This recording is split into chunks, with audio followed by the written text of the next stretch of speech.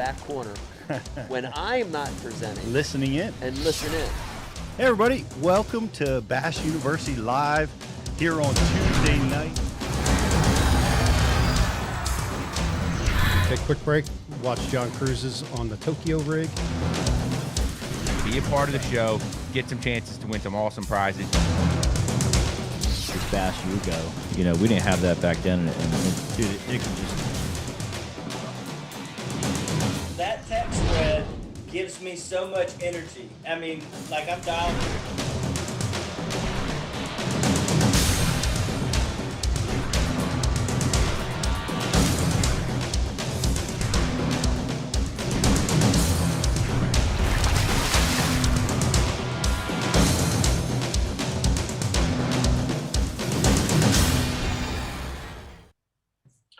Hey, everybody. Welcome to Bass University Live on Tuesday night. It's good to have you guys with us. We got a great show tonight. We're going to be talking about frontal conditions. How many of you guys went out and hit the wall with these first frontal conditions that came through this year?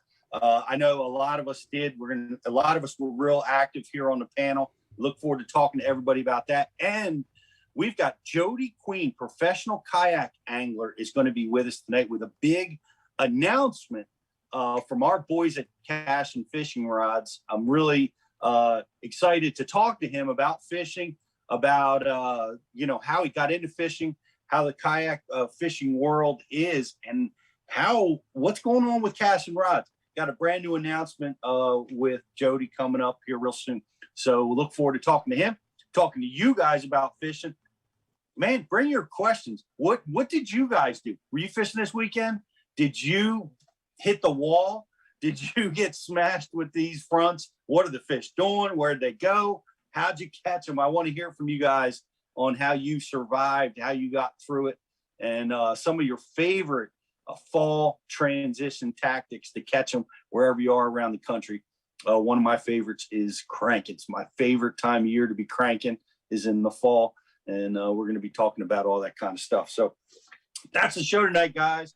Look forward to it. We're going to have a great show. We got a great panel tonight in studio. We've got GDP with us again. I'm not there with you, GDP, but I'm glad to have you with us tonight.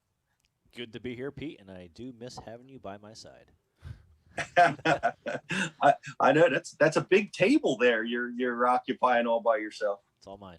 There's just a little lot of fella, just a little fella at that big table. Whatever, Brian.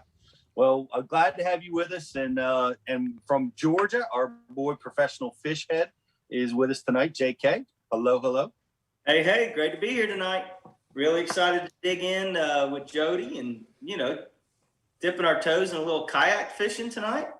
But then also just this post-frontal madness that some of us experienced this weekend. And man, I just had to make it a pros panel. Reached out to a lot of our guys. Cannot wait to share some of the things, just straight up juice, man. Cannot wait to share that later in the show. I can't wait either. I love the pros panel. I love all of our guys chiming in, and that's really cool. Oh, yeah. We saw one of our guys on the Ike Live show. I want to go back and give that a listen. We had the Ike Live show, and we had two of our boys over there. Three of them. John Cruz. We had Freddie Boom Boom, Ron Banis. And awesome. For about 5 seconds, we had Ish Monroe. Yeah, I was going to say we had two. What happened? What happened, VTC? Did you chase Ish off the show? Nah. Let's move on. Nothing good could come of this conversation. I promise. Yeah, open up some fresh wounds. Too fresh, too soon? I get it. Nah. Guess I missed something. Nah, it's just the same. Same thing. Oh. Same as it ever was. Well, when I talked to you earlier, it seemed like we were having some trouble, but you guys did a wonderful job, Riz and BTC, getting us up and started right on schedule. Thank you, guys. To you, Richard. Oh, yeah. Just another smooth start here in the Bass University Live studios. Everybody was happy and joyful as we got things started tonight. That's right. But really happy to be back on again with our guys. Excited to talk to Jody Queen and dip our toes a little bit into the kayak world. got a lot of people already chiming in on the message board. It's going to be a fun show for sure. And if you're not signed up for Bash U TV, now's a great time to join the program. Use the code BULive30, and you can get 30 days for free, unlimited access to our over 800 videos on the Bash University TV website. All the best anglers in the world in one spot to help you become a better bass angler. Yeah, what a great deal we got going on right now. It's $35 for a 3-month subscription, and we hook you up with a $25 Tackle Warehouse shopping spree. So it's a great time to get over, check it out, get yourself all schooled up. I know Jake is back to school, and it's time for all of us anglers to get back to school. Now's the time. So go check that out. And it's also hurricane season. Why is that key to us? Because you need to go over and get yourself an Empire boat cover and keep all your gear covered. This is the time all the fronts are coming through, the weather's coming through. You need to take care of your gear, and there's no better way to do it than Empire covers. We have an amazing 15% off discount for all of our Bash U people. Use the code BashU21, and you know who you are. You're the guy. You're the one that has the cover that's got a little tear in it. You know, you've been putting it off. Now's the time. We're making a great offer for you guys to go out and get your gear covered. Even the jet ski people, we want you guys to get those covered too. Do we? Do we really? Yes, we do. We want them to take responsibility for their gear. We want them to be covered too. So we got that going on, man. And we're giving away a Cashion fishing rod tonight, courtesy of Jody Queen and Cashion Fishing Rods, which we're real excited about. And that's just one of the giveaways tonight. We've got Riz, we've got a lot of other things going on tonight. How can the folks win some prizes? That's right, Pete. As always, we got some Gills Gear gift cards going out the door tonight. We're going to be sending them out for some of the questions that we bring in on tonight's show. And guys, remember, in order to ask your questions during the live show and win prizes, you have to be a Bash U TV member. So don't wait. Head over now and get signed up. As well as, in addition to a Gills Gear gift card, we're also going to be doing a $100 prize pack for a. Oh no, we're not doing a prize pack for the grand prize because that's our fishing rod. Yeah, it's all we're fishing giving rod. Right. So we're giving away a Cashion rod, as you just said, Pete. I corrected myself there. Yes, you did. Brian would have corrected me if I didn't. We're giving away a brand new Cashion fishing rod for our grand prize, brand new in the box, right to your doorstep. Guys, in order to win that new rod's getting released October 1st. Yep. So it's a brand new series, and we're going to be talking about that later. It's one of the things we're talking about. So in order to win that, you got to be a BUTV member. And also, there's going to be a Facebook like and share as well at the end of the show. So if you're watching us over on Facebook and you're just kind of milling around and you don't want to get around to signing up, you can still win something tonight as well. Just like the feed and share the feed to your page, and you'll be entered in for a random drawing to win a prize at the end of the show. That's right. And the guys on YouTube, I forgot my iPad. I'm going to try to go get that. We'll have a chef's choice pick. That's right, because you guys are awesome. Your questions are way better than the guys on Facebook. No offense. Actually, all offense. YouTube brings it, and Facebook is... Sorry for the honesty. Wait, we love all you guys, man. Keep bringing the questions, and we're glad that you guys are watching us over on YouTube. And maybe you're watching us on the Bash U app. I know a lot of people have subscribed to Bash U TV, and I run into them all the time. They're like, "What? You guys have an app?" Yes, we have the Bash U app, and it's free. Go over to wherever you buy your apps and download the Bash University app. It's an amazing way to check out Bash U TV when you're on your mobile device. Go get that, check it out. And pro member benefits. Oh my gosh, we have so many. We talked about the Empire covers. We have so many great benefits as being a Bash U subscriber. 40% off Rapala VIP membership. Flambeau, are you hunting? We know who you are because you were all watching Bash University TV like crazy, and now you're out in the woods. But guess what? Well, Flambeau has an amazing line of of hunting products for all of you guys. And as a subscriber, you get an amazing 40% off to that, 30% off missile baits. We have 25% off Gills gear, Empire covers, 15% off Sea Clear Power. JK, I am getting my Mega Live installed tomorrow. That's What? right. Mega Live's going on the Dean's rig. GDP, I'm going to need a tutorial from you. Yeah, I know if I was live. Yeah. Anytime, Pete, you want to meet me somewhere, I will show you how to catch them off of it. No, awesome. I can't wait. The Mega Live's going on. It's going to be talking to my Solix units, and can't wait to have a look at it. And that's going to be brand new. But Sea Clear Power. Pete, are they going to let you come back? Are they going to let you come back to the BFLs next year? You won Angler of the Year with no forward-facing sonar. I know. Imagine what could be now that I have forward-facing sonar. Now the Dean's going to be picking them off. I know. Like a video game. I would have liked to have had that up on Thousand Islands, but it was awesome. I did it all with 2D sonar 360, and so 2D now still works. Paper maps using a sundial. Now we got another tool. Imagine what's going to happen. It's going from paper maps and a sundial to Humminbird Mega Live. Forget about it. It's over for you, bitches. Good Lord, man. I don't know what I'm gonna do. I guess I may actually have to upgrade my black Senkos. I don't know. Yeah. We have to. Follow faster. I used mine today, actually. Not my Senko, my Mega Live. Oh yeah? Yeah, I did. Is that how you caught them today? Not all of them, but a handful of them, yes. Nice. Awesome. Yeah. Off of Chatterbait, off Mega Live.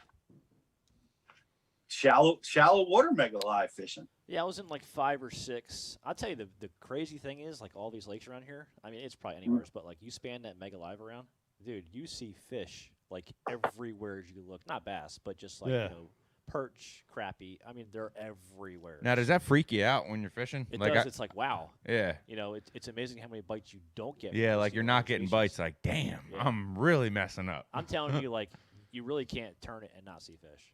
Seriously. Yeah. It's like that. Yep. So it's amazing how bad of anglers we are with all those fish around. I was thinking. I was talking with Gray Buck, and he was telling me about his AquaView, and he's like, it's amazing. You know, you put the AquaView down there, and you can see so many fish, and you're like, how come I'm not catching them on every cast? You know, but there's so many around us. There's got to be more and more and better techniques to catch them, and that's what we do here at Bass University is learn how to do it better. I'm going to be doing it with Mega Live. And thanks to Sea Clear Power, we've got 15% off the Sea Clear Power harness, which is an amazing tool. I've got 4 Solix units that are using that harness, dedicated exclusively to supplying power to those units. I never lose power to my starting battery, and it's the clarity, lack of interference. Check it out, Sea Clear Power. So many other things over there, pro member benefits, being part of our family. So we appreciate all you guys, and a lot of more great things coming. But we're going to take a quick break, and we're going to be coming back with Jody Queen, professional kayak angler. We're going to be talking about, we're going to be diving in with his techniques, his tools and techniques in the kayak world and how he got started. And then we're going to be diving into how to catch them in these early cold fronts, these tough fall transition periods that we're all going through. So hang in there. We'll be right back with Bass University Live. AquaView, the leader in underwater viewing technology.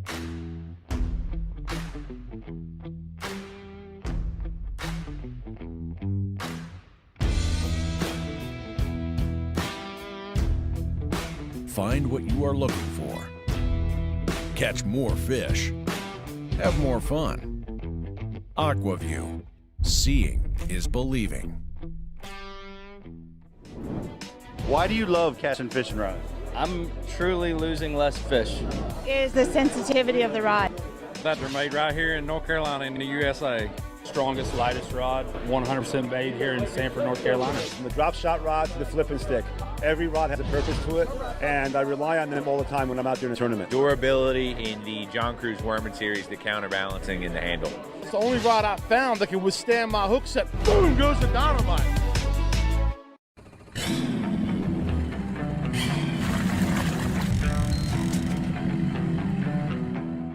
We're different. Some would say obsessed. There's no place on earth we'd rather be than right here, right now. Performance-driven gear, so you can fish longer, harder. Gill's Performance Fishing. 2021 Red Crest champion Dustin Connell here, and if you watch live coverage, we just got done at Lake Eufaula. I caught my fish using the active target with Lowrance. What you didn't see is I run a Sea Clear power harness in my boat. One of the main advantages of running this harness is it does not drain my batteries down at all running my 4 units. And what that's going to allow me to do is I'm able to see my bait at 8 a.m. just as good late in the day. Y'all check them out at seaclearpower.com. You take pride in your boat, so it deserves the best protection possible. Our durable woven fabric prevents ripping and provides UV protection, and our tape seams provide protection against the elements. The heavy-duty shock cord hem and strap and buckle system provide a tight and secure fit. Our top-of-the-line boat covers come with a ventilation system to keep your boat free from mold buildup. Empire Covers, protecting what you love.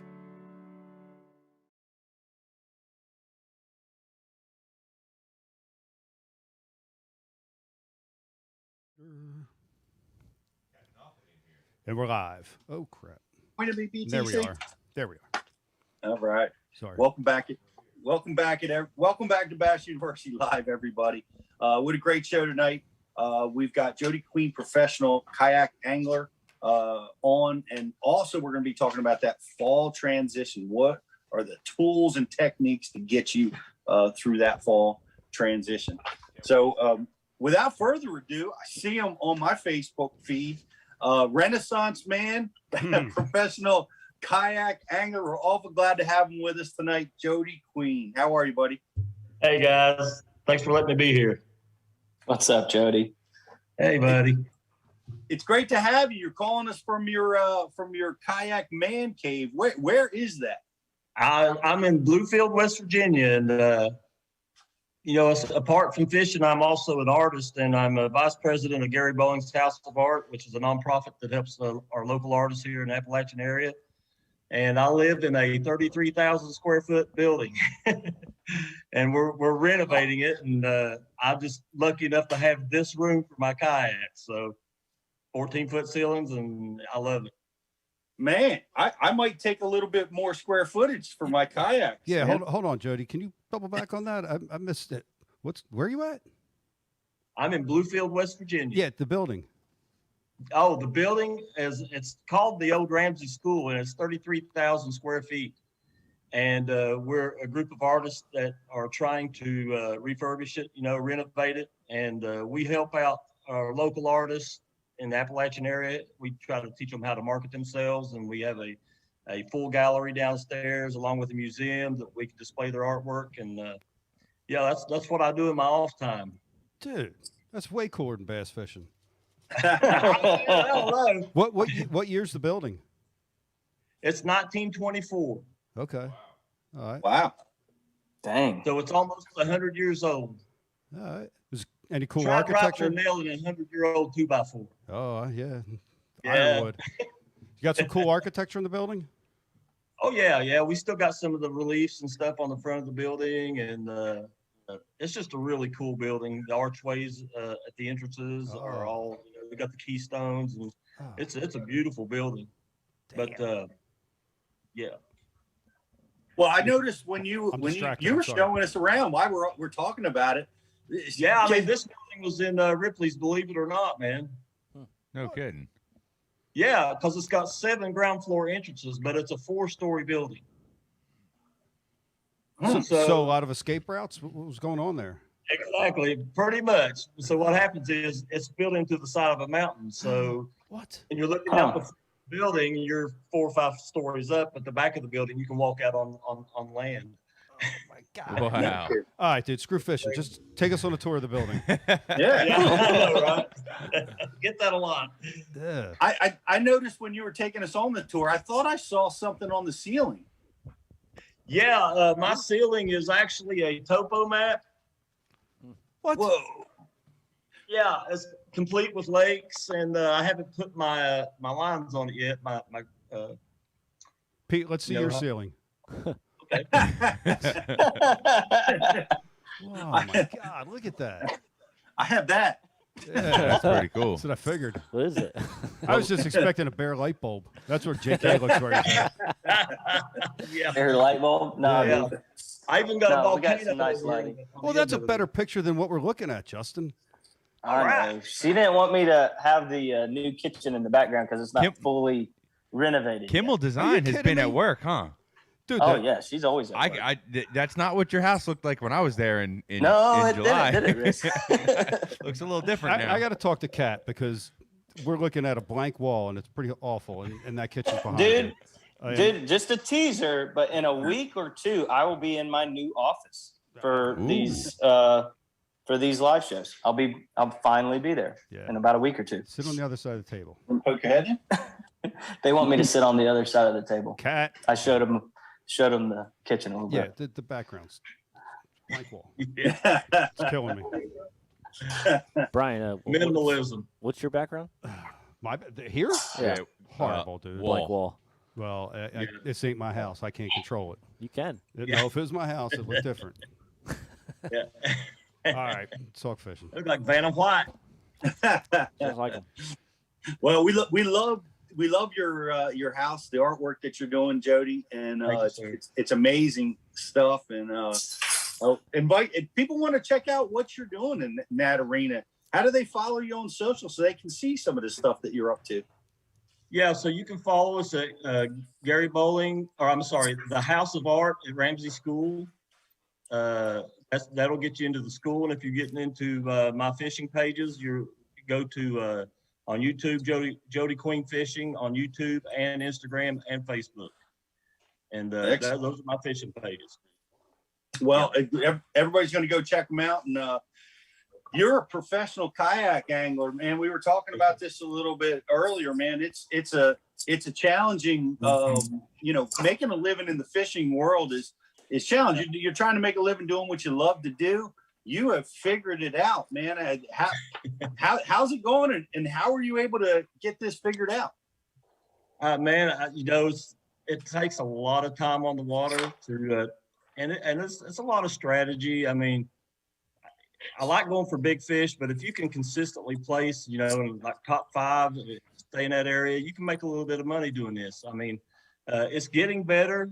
Some of the bigger sponsors they're kind of like, right now we're in the stage where the bigger sponsors are just kind of dipping their toes in the water. There's been some really good sponsors jump in, like DZ Truck Accessories and Real Tree is with us this year.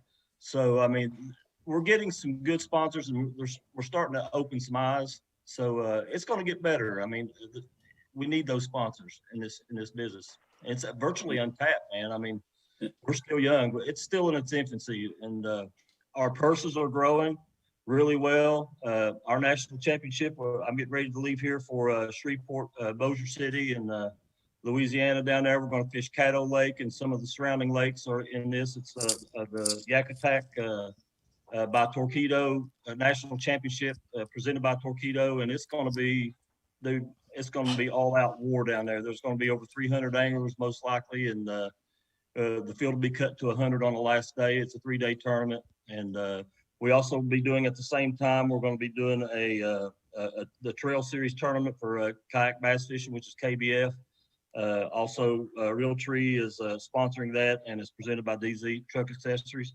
And I mean, our payouts right now are, these payouts, you can make $100,000 down there. Wow. Yeah, I mean, it's crazy. I can remember when I first started this, you make $500 and you're like, all right, man. But, yeah, I mean, you can make some decent money. I mean, you're not going to get rich right now, but you can make some life-changing money. In the last couple of years, we've already had one tournament that paid out over $100,000 with KBF. Wow. That's not total, guys. That's first place, $100,000. No So kidding. I mean, it's getting there, and that's why we're starting to see some of these some boat guys move over to to the kayak scene. Yeah, we know somebody that has gone over there. And, I bet you do. Yeah, I fished against on the Susquehanna River last year, and it was. I love Mike, man. I really do. He came up to me after the tournament, and he looked at me and said, "I've got a lot to learn about kayak fishing." But it's just totally different, And man, he done real well at on the Potomac this year, and he won his first one. I was so proud of him, happy for him, man. And I love seeing these guys, the Jordan Lees and of course Ike and Randy Howell and all those guys. I love seeing them in their kayaks when they're out on the water, because it's really good for the sport. And Bass has got the kayak trail now. This was their second year, and they're coming along. Hobie also has a series. There's 3 really main series out there. There's 4 coming up right now. So we're starting to get some choices out there, which is really good. Yeah, Jody, you made a comment that it's a lot different, right? And Mike said he had a lot to learn. He obviously went back and learned. He did, but he's a quick study. Oh yeah, he's a quick study. But what is the biggest difference? I want to talk about a lot of differences while we have you tonight. But what's the biggest difference that you think? I think the first thing that comes to mind is the areas that you fish. You kind of get to know them like your back of your hand, but it's way more intimate, because you can't pick up and move 30, 40 miles. You can't leave the ramp and travel 80 miles to get up in the Detroit River from East West Harbor. You can't do that. So when you're picking your areas, you do a lot of research. It's a lot of research involved, and you say, okay, well, there's a ramp right here. Now, one advantage we do have is we're allowed to launch from public ramps, so we're not relegated to one ramp, which is different from the boat world, and it helps. It does help, but by the time you're through pre-fishing that spot, you're in such a small area. Where every stump, every rock, every ditch, every contour drop. You get to know those areas a lot better. But you have to, because you're looking for the most fish in one single area rather than the most fish all over the lake. So it definitely is different in that aspect. Yeah, it's interesting, because I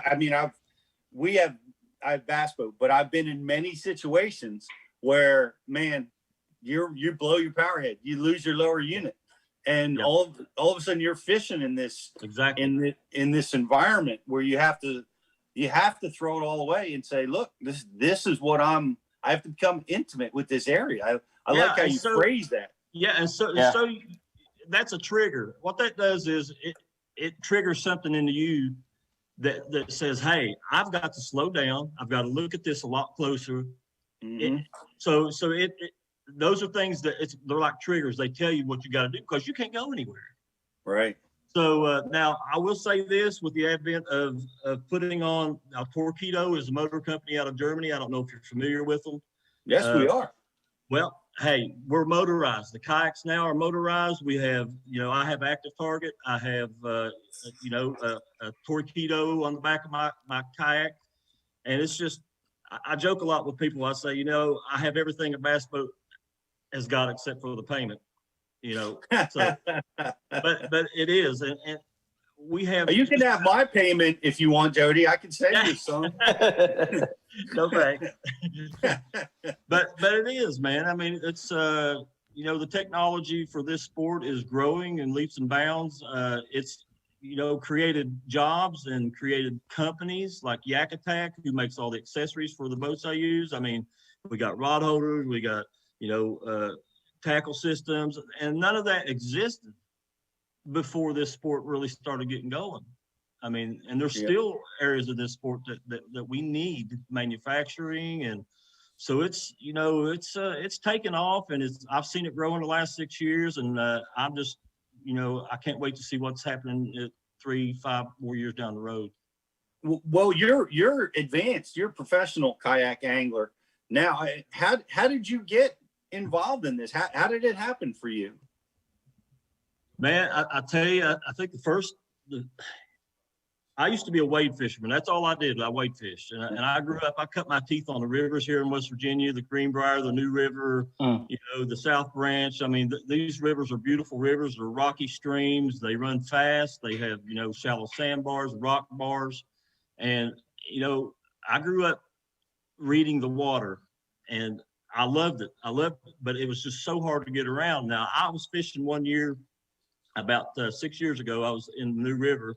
And the Virginia DNR started this program with their officers where they would take kayaks down the river, and as they were going, they'd pull off on the bank and they'd check licenses, and they'd make sure your limits were good and stuff like that. And they checked me so many times. I was out in the middle of the river all the time, you know, waist deep in the water, and they just pull up on a rock and say, "Hey, you got your license?" But they were in kayaks. And, you know, I could see them coming in some parts of the river. I could see them coming a mile away, and I'd know it was them. You know, you could see them. They were the only ones on the river with kayaks. And I think they were old wilderness, oh gosh, what were they? Oh, the Tarpon 120s and stuff like that. But it was a great program. And that really got me thinking, you know, I need to get into this. And then I saw a video of Drew Gregory, who is another hammer in our sport. He had a video out where he jumped up in this kayak and did a 360 and landed on his feet, and he didn't end up in the drink. And I'm like, I got to have that kayak. What do you mean a 360? And he jumped up and did a 360. He turned completely around and landed back on his feet, standing up in a kayak. Like head over heels, or like spinning, like no, rotating? Just jump up like a pirouette. Like a ballerina. Yeah. Only his feet did leave the deck of the boat. That's, and, you know, that's pretty nimble, though. That's pretty. That's oh yeah. Well, he you know, he might weigh $120 soaking wet, but still, that's pretty good. Yeah, but no, I mean, I've seen that, and you know, the big misconception about a lot of the kayaks back then was, you know, oh, they'll turn over on you. I ain't gonna get stuck. I ain't losing all my stuff. And these companies like Jackson and Wilderness and Hobie, and they seen a need in this market for real fishing kayaks, and that's where we're at today. They've made them to where they're so stable. I mean, I've had my boats out on Erie. I've had them on St. Clair. I've had them on St. Clair up against the seawall with 5-footers coming in, and I mean, yeah. I had a guy on a bass boat last time I was in St. Clair. He pulled up and he pecked me on the shoulder. He snuck up on me, scared me to death. And I turned around, I looked at him. He said, "Hey man, I want to shake your hand." And I said, "What's up?" And he said, "Man, you got some serious cojones being out there in that water." He said, "I just want to shake your hand. You're either crazy or brave. I don't know which one you are." But yeah, you know, the kayaks we can get places that the bass boats can't go, and you know, and it's just, it kind of creates like a different space for the fish in, and you would be so surprised in the heat of summer how many fish are shallow. It's, I mean, when I was, you know, first got into this, I'm like, man, it's hot. They're going to be in 20, 25 foot of water. And, you know, I got to go out there and I got to do this all day, jig a spoon or a jig or something like that. And it's just not that way everywhere. I mean, you'd be surprised. There's always something going on shallow. And we talk about it in the bass, in our world, because there's never been a better time to be a shallow water angler with the advent of all the really advanced sonar. A lot of guys are fishing out, and there's not as much fishing pressure on the bank these days. You know, you're right. A lot of people are out on the ledges and fishing those ledges. Nothing against ledges. I've caught some great fish off the ledges, and there's some really good ledge fishermen who consistently catch them there. But you know, years ago when I started this, one thing that I noticed was if a fish is shallow, 9 times out of 10 that fish is active. You know, they're not just up on the bank because they like to be there. They're there for a reason. And most of the time it's because this is where bait fish are. They trap bait fish against the bank or whatever. So if they're shallow, they're usually, the chances that they're active are more than if they're out there just laying suspended somewhere. So I love to beat the banks. Yeah.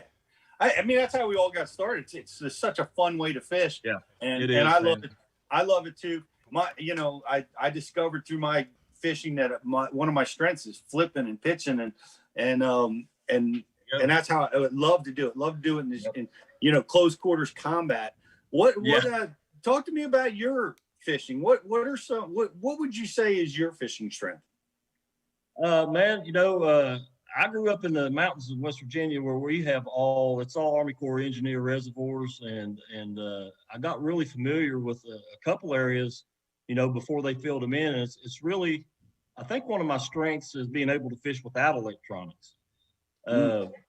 Knowing how the geography lays in a lot of these and like the Tennessee Valley reservoirs, I spent 2 years in this business without electronics, and I was still doing really good without them. And a lot of people couldn't believe I didn't have no electronics on my kayak at the time. But I think I can attribute a lot of that is to just knowing, you do your research on lake maps and stuff like that. You can get some drops and stuff and figure out how some of the contour lines fall off of points and stuff. But if you notice the shorelines, keep a real close eye on them, and you can see how they dip, you can see how they come into points, and you can see how the angle of a lot of fishermen talk about 45-degree banks. Those banks drop off fast, and 10 feet out is 10 feet deep and stuff like that. And you learn all that, and you get to notice, the intricacies of the geography of the lake. When you're not fishing electronics, you don't rely on them that much. So, and I mean, I used to take a 1-ounce sinker and throw it out and do a countdown. I could tell how deep it was, I mean, there's a lot of little tricks and nuances to fishing without electronics. So you can still get out there and compete and be competitive. Jody, what's the fall rate of a 1-ounce sinker? About 2 feet per second. Okay. Yeah. It's quarter. If you're doing a bell sinker, I mean, it's pretty quick down. I mean, you can take a 1/2-ounce jig with, maybe just a twister tail on the end of it, and not a paddle tail, and it'll fall maybe about a foot and a half on a countdown. I might be counting a little fast or a little slow. I don't know. I say a second, but you can throw it out in 1, 2, 3, 4, 5, and get it pretty close. Yeah, I mean, here in South, my entire career was just using my rod tip to tell how deep it is here in South Jersey. Yeah, that's some shallow lakes, man. Yeah, it's 3 foot or 4 foot or 5 foot. Yeah, muck or snot or. I want to backtrack 1 second. So we fish a lot here in South Jersey, and Brian has one of them torpedoes. So when Brian takes off, he is gone. How fast does your kayak go with that thing? Well, it's according to what kayak you're in. Now, right now in this industry, we don't have kayaks that are actually made for speed. I mean, there are a couple that are, but the fishing kayaks are mostly made for comfort and stability. Right on.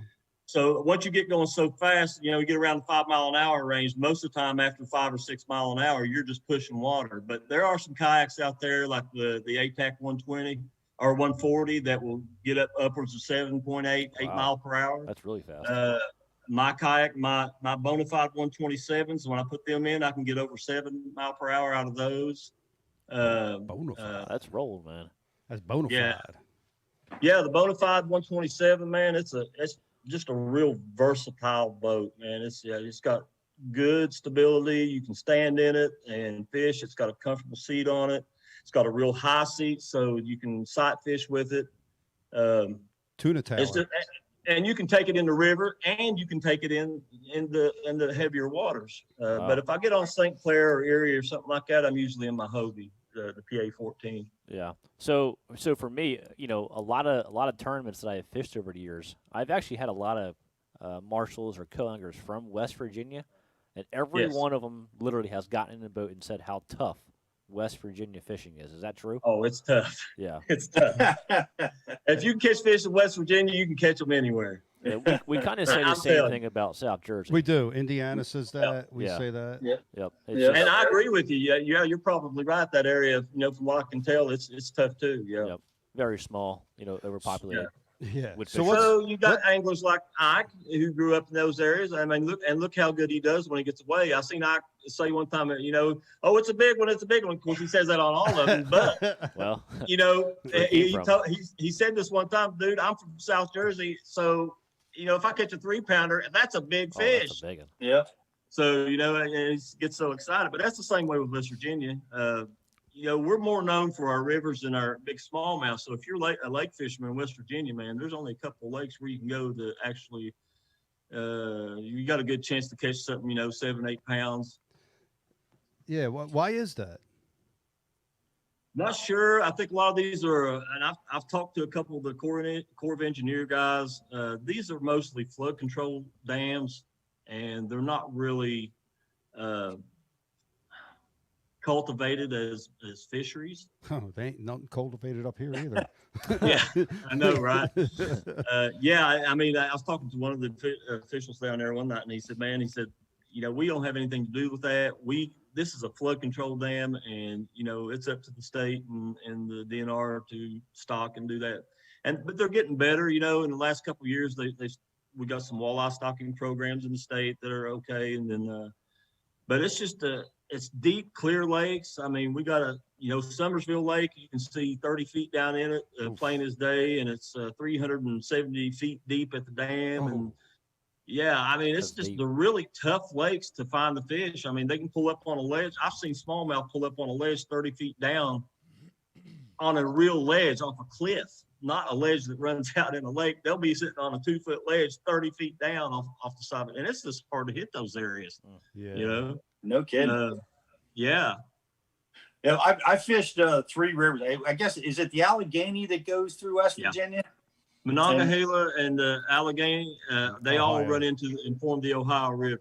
That's right. The area that I'm from is mid-state. The New River starts up. It's one of the only rivers that runs north in the country and in the world. It starts in North Carolina around Jefferson, North Carolina, and runs north into it turns into the Kanawha River around Charleston. Yeah. It's known for its smallmouth. It's a great smallmouth stream in the whitewater rafting areas. That's right. That's where I've heard. I heard about its rapids. Yeah, it's big ones up here. Yeah, it must run pretty hard in the springtime. It does. It runs pretty hard all the time. In the gorge up here, we have Bridge Day up here where they jump off the bridge every year, and that gorge right there. I mean, this is where all the Class 4s and big whitewater in that area. Now, I like to fish it in the areas up across the Virginia line, up toward Blacksburg, Virginia, and that area. It's a lot more docile. You can get out and wade. You got some nice paddling. Got a few Class 3s, but nothing more than that. It's pretty docile, and it's got some bigger fish in it, I think. Tell me, I'm going to out you. I don't know if I'm outing you or not, but tell me about the DT Thug. Oh, that DT Thug. Oh yeah, man. I used to use them, man, years ago. I've got 2 that I bought about, I guess I've had them for about 15 years, and they're like the chartreuse yellow with a brown top. And that Thug, man, it runs a constant 8 feet. You throw it out, it goes 8 feet, like bam, right now. And I used to throw them in these rocky bottom streams and rivers up here. I used to go out late winter,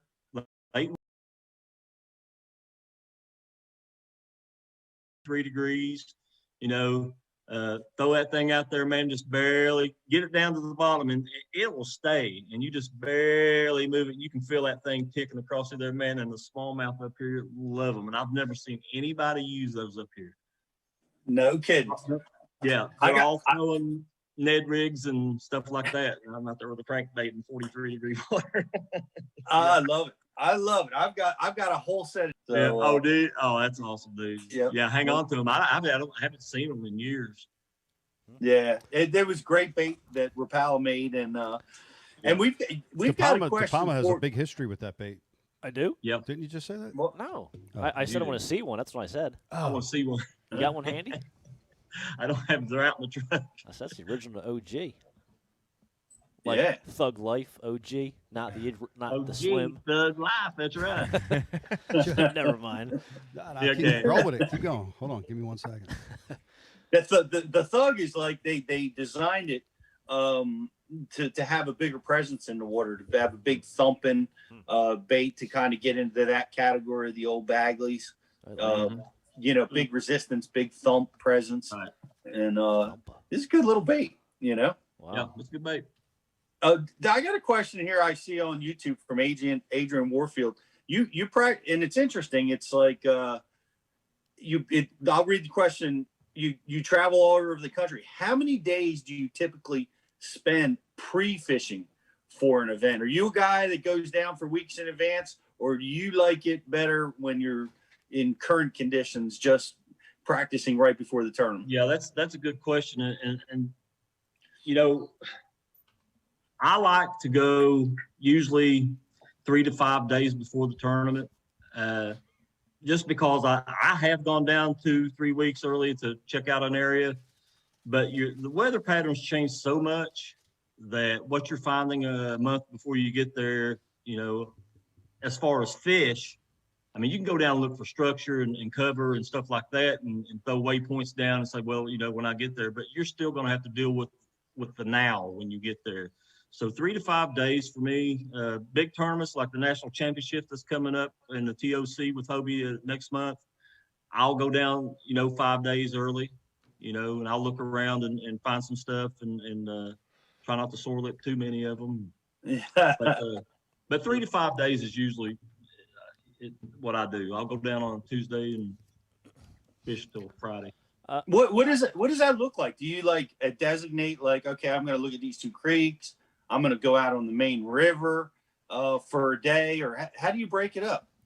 Yeah, so I mean, there's a lot of factors, I mean, that go into when you're doing your research. I mean, there's certain times of the year, like, you know, during the spawn time, you know, you're going to look for shallow water and you know, hard bottom, and just like you would anywhere else. And a lot of times, the best way you can find that stuff, I mean, before I even go down to a lake, I'll pull up Google Earth, go to the history, find the lowest water levels I can find, and it's all right there laid out for you in front of you. Oh, there's a hump, there's a hump, there's a hump, you know, and there's a rock fall, there's a, you know, a lay down. You can find that stuff on Google Earth. I mean, that's just one of the tools I use. I also use like old lake maps and stuff like that. I have Navionics, you know, of course.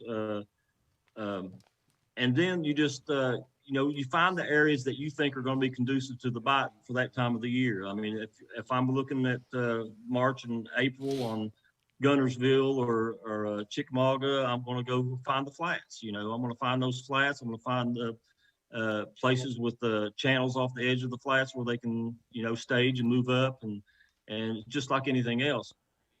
I won the TOC a couple years ago. The TOC is the Tournament of Champions. It's with Hobie. I won that tournament using, I used Google Maps. I found 2 creeks that came in, and I found there's a big flat in between them on Google Earth. And I found it, you know, during a low water photograph of it. When I got there, there was like 7 feet of water on it. And what those fish were doing, they were laying, suspending. Now, this was an October tournament, so it took not the spawn. But what they were doing, and we all know that, you know, they like to get somewhere and suspend and they'll school and they'll hit the bait fish this time of the year, you know, when it starts getting cool. But these fish were suspending in a channel that was about 12 foot deep, and they were about 4 feet off the bottom. I couldn't figure it out why I couldn't catch them.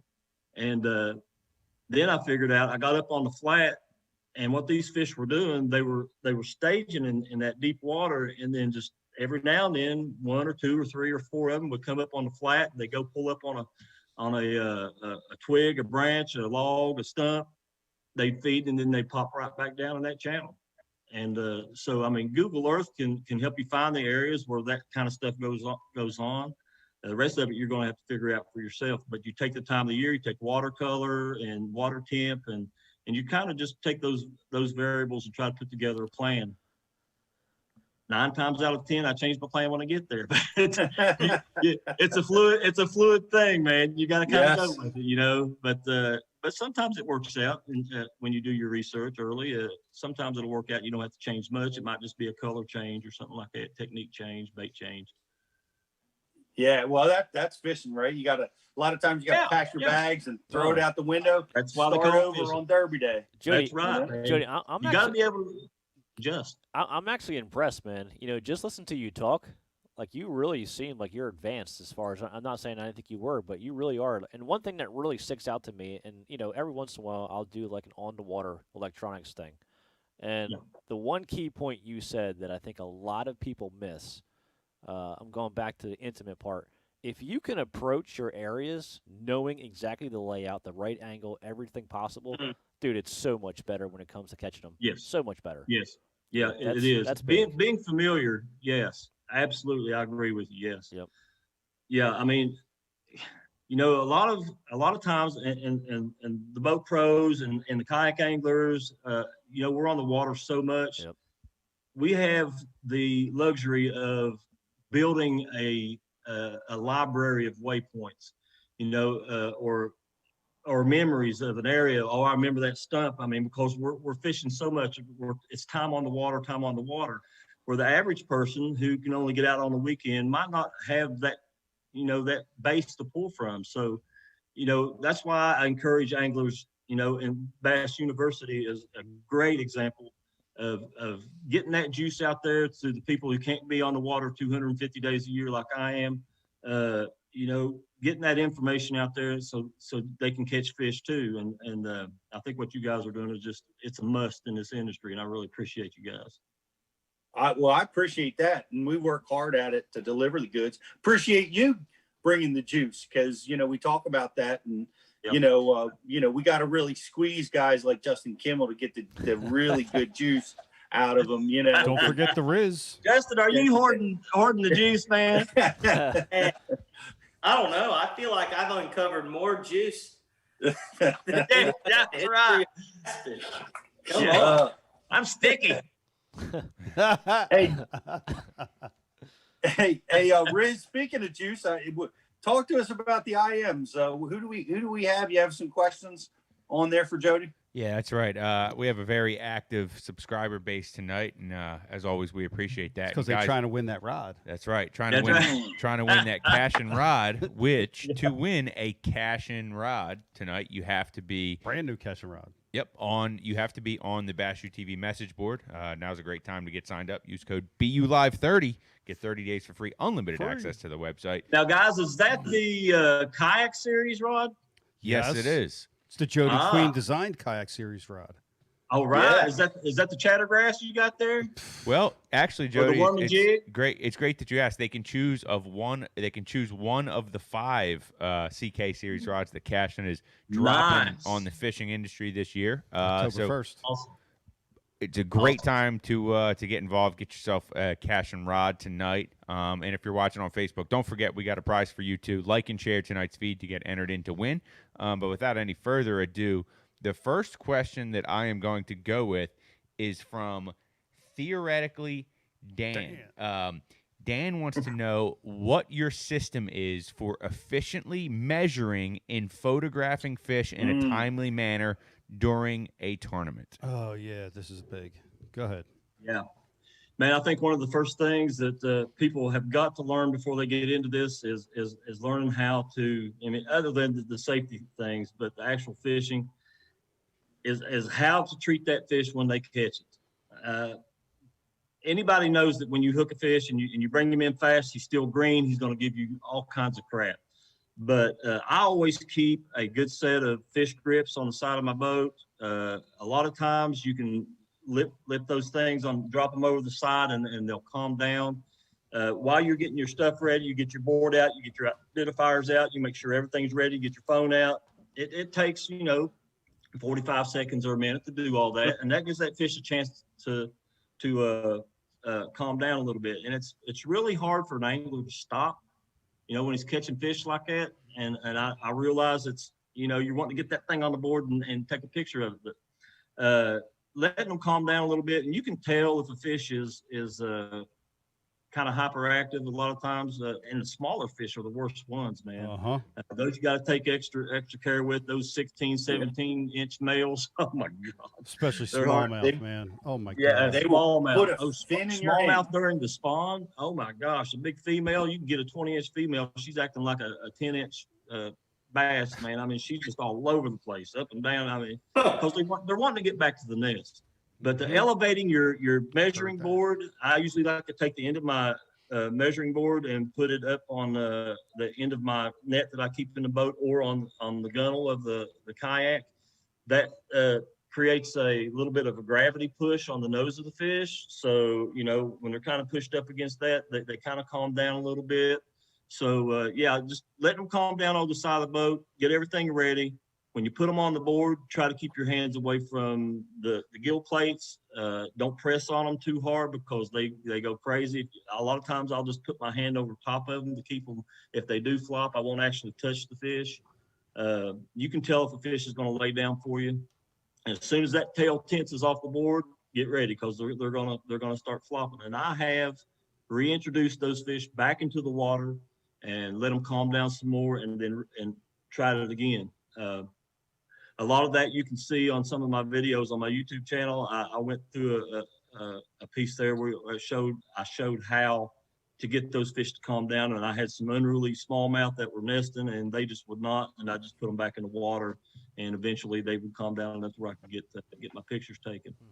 But you need to make sure your phone is on the right settings.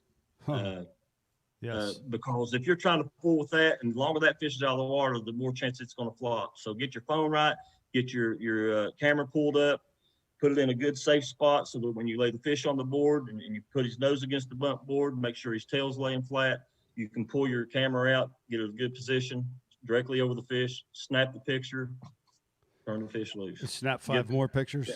You can do it. Yeah. I always take at least 3 pictures of the same fish. Oh, yeah. I've had it bite me where I took a picture one time. The front of the fish was in perfect view and the tail was blurry. So yeah, taking multiple pictures is good for you. Don't leave it up to the judges. You know, don't try to stretch that 1/4 inch out of there for 10 minutes because it's hard on the fish. You can conceivably, I caught a fish, a nice fish, a 20-inch bass, got him in, got him calmed down, got my camera out. I did it all in 2 minutes. That's pretty good. I mean, it can be done. And the more you do it, the better at it you'll get. But I think that tilting that board and dropping them over the side and letting them calm down. Didn't Ike do it in like 17 seconds or something? Yeah. When he caught that last-minute fish on the bay? Yeah. I don't know what it was, but it was ridiculous. It was something ridiculous. He caught a last-minute fish in that Bassmaster kayak on the bay. On the Chesapeake, he had like 7 seconds to spare. He got it in. It's something crazy. Something ridiculous. So he said he was able to get that done in under a minute.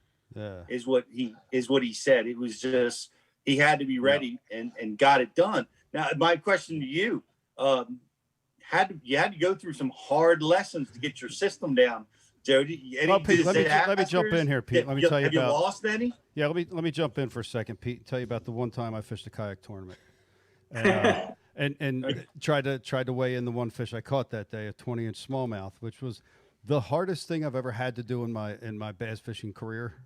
But, oh my God! So when Jody says throw it back over, they have a leash, right, Jode?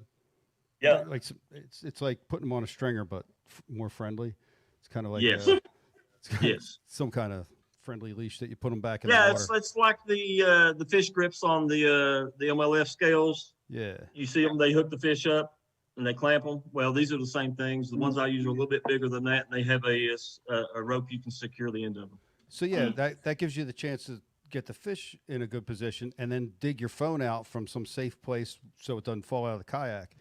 Right. And also dry your hand off. Yes. Yes. Because you get a wet hand on your iPhone, you got the fish in position, you start trying to take a picture, and you get drop of water on the screen, and now you're taking a video, and oh my God. So let me give you another piece of advice right there, and I always do this, especially when you're out in the sun and your board's out in the sun. Dip your board in the water before you put that fish on it. Mm-hmm. That board can get super hot, man, and you lay that fish on it, it's a frying pan to them, and it's not good for the fish either. But it puts them into a frenzy. So make sure that your board is wet and cooled off. It makes a difference. It makes a big difference. Yeah. No, I just, like I said, Jody, I got to envision you lost them. The camera fell in. The fish grips came undone while the fish was in the water. You know, I was using a new set of grips that I'm not going to mention who they're made by, but last year I had a personal best northern strain largemouth. It was right around 8 pounds. Wow. And I just dropped it over the side and I was getting my stuff ready like I always do. And I felt this little tug on the side of the kayak and I just reached over to pick it up and it was gone. Wow. Oh my God. That was one time that I felt like I was getting sick. That's a horror story. That was in a tournament? No, it was just, I was out fishing. It was a monthly tournament, but you got all month to replace that fish. It was an online tournament. You got the rest of your So life to replace it. another time wasn't while I was fishing for $35,000 in a championship on Toledo Bend, and I was real close. I needed one good fish, and it would have put me in the lead. And there was only like 30 minutes left in the tournament. I pulled up on a big stump field up there at the mouth of Indian Creek on Toledo Bend, and threw a jackhammer out in about 6 foot of water, and I was running it back pretty hard, pretty hot. I was, keeping about a foot below the surface, and I had one about 7 or 8 pounds smash it. And the first thing he did was he run right to the front of the kayak and wrapped me around a limb, and I could see the fish there. And I was like, oh my goodness. So he was down about 2 feet. So I grabbed my net and was pulling myself up, and I was going to reach down and just get the net around him, and pull him. I didn't care if it broke the line once I got him netted. And as soon as I socked the net in the water, he jerked one time, and he sat there and looked at me with my jackhammer hanging out of the side of his mouth. That was a $35,000 fish. Yeah. So, those things happen, guys. When I first got into this, every little thing bothered me. It was like, oh my God, I can't believe this. But, after you do it for a while, you realize that it's going to come back around to you. You're going to find those times when, a big bass runs you through 4 poles under a dock, and for some ungodly reason, you pull him back through all of it. It gives about as much as it takes. So you just got to keep doing it and stay positive, and don't panic in those situations, because you'll break your line or do something silly, and then you can really be mad at yourself. But sometimes stuff happens that you can't do anything about. Understood. $35,000 fish. That's a tough loss, man. That's a tough one. I can appreciate it. But Riz, you got another IM for us? Yeah. The next one I'm going to go with is from our good buddy Craig Durand, the Eco Bass Angler on the message board. And he wants to know, Jody, do you have any tips on hook sets and how a hook set may be different between a kayak and a boat? He finds that his landing ratio is way down when he fishes out of a kayak rather than his bass boat. Great question. Yes, there's a couple factors you need to consider when you're in a kayak. Rod length can be a big factor. What happens a lot in a kayak is if you're throwing moving baits like a spinner bait or a chatterbait, even a crankbait, there's a constant force pulling you toward that bait. So your kayak is moving toward the strike almost all the time when you're working banks like that. So what happens is that fish will come up and hit, and as soon as it hits, the bait stops, but you're still going toward the strike.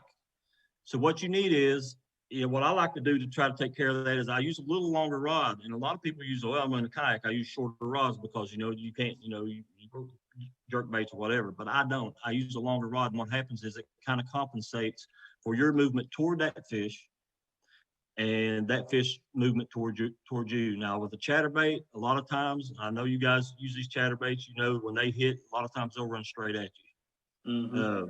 Especially, for some reason during the spawn down south, man, seems like they always run right at me. They just barely tap it and just run right at me.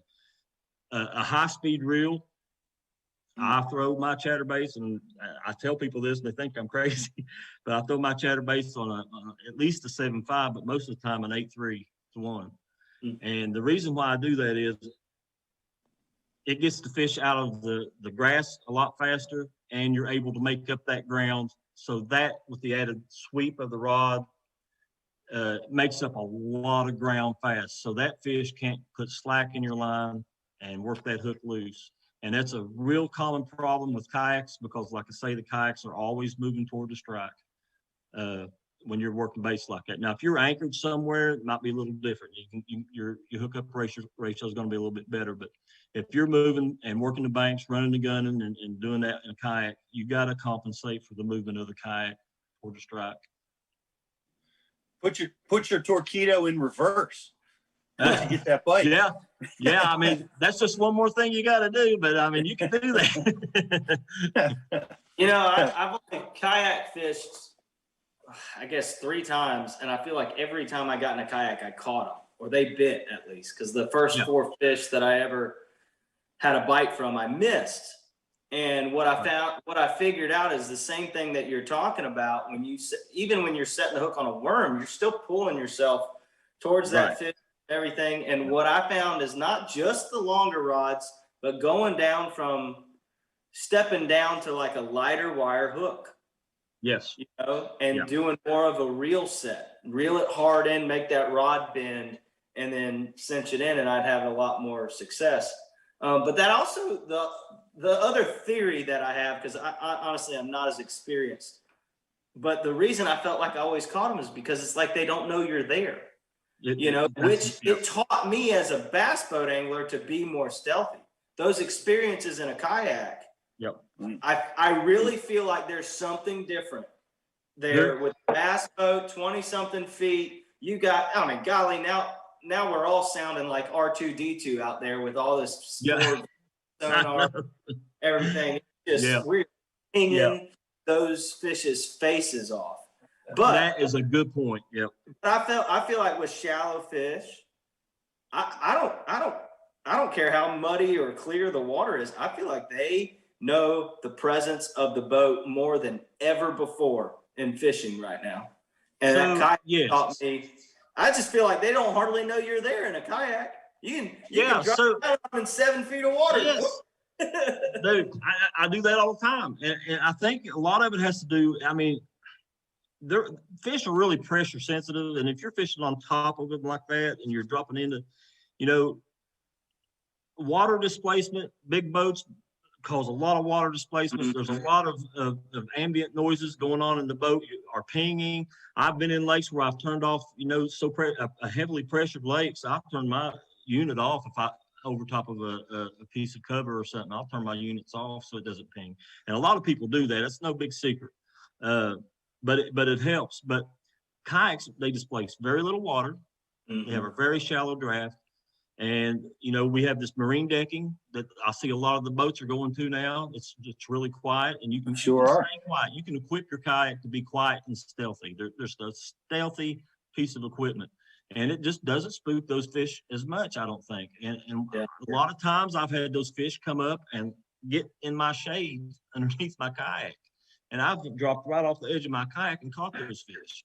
I mean, it's really wild. I've been fishing with a buddy in the river and throw right up against his kayak and catch a smallmouth right underneath his kayak because they're just not that afraid of them for some reason. But I think it's because of like maybe water displacement and stealth, and you are sitting closer to the surface of the water. You're not up doing this and throwing. You're not waving your arms. You're not running back and forth from the back to the front. You're a part of that obstacle that's floating on the water for them. You're just a part of it. And as long as you don't get real flagrant, with throwing your arms and stuff, they just think you're something floating through.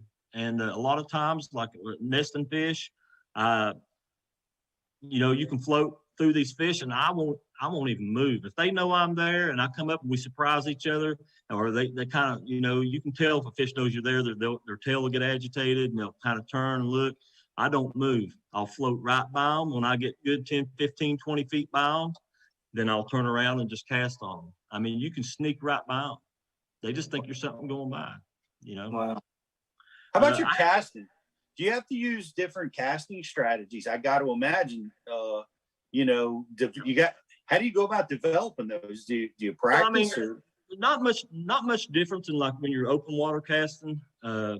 You know, you can stand up in these kayaks and just and whiz them, man. I mean, you can use the big ploppers, and when you're using baits like that where you're over, there's not much difference.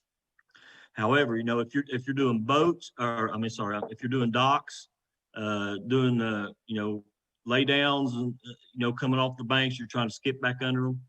You can actually skip a lot better from that position than you can from a boat. From my standpoint, I use a lot of undercasts like this, just an under roll cast. I find myself doing that a lot.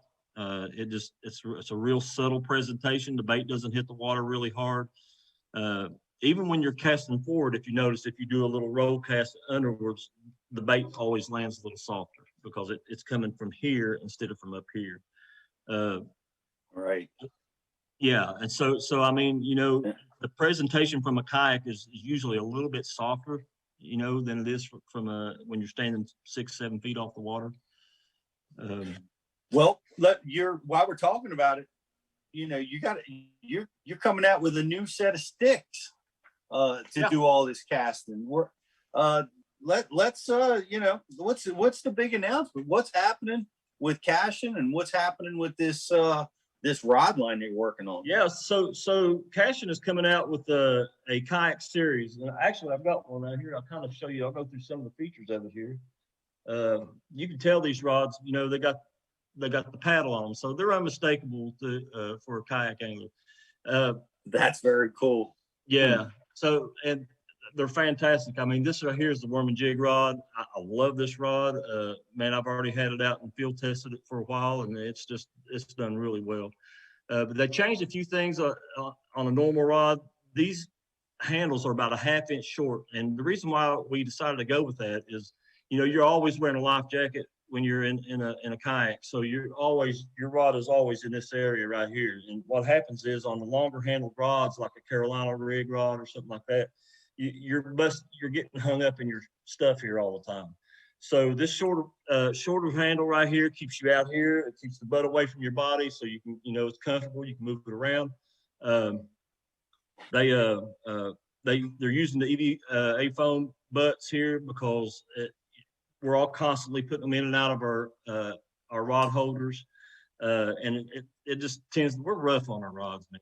Kayak anglers are so rough on their equipment. It's crazy. I mean, we bump up against docks. The tips are always hitting something out of the boat and the trees, so these rods have to be really tough. And these rods are made for that kind of abuse. And they're weighted handles. I mean, there's stuff the price point of these rods is right around $160. They perform like a $250 rod.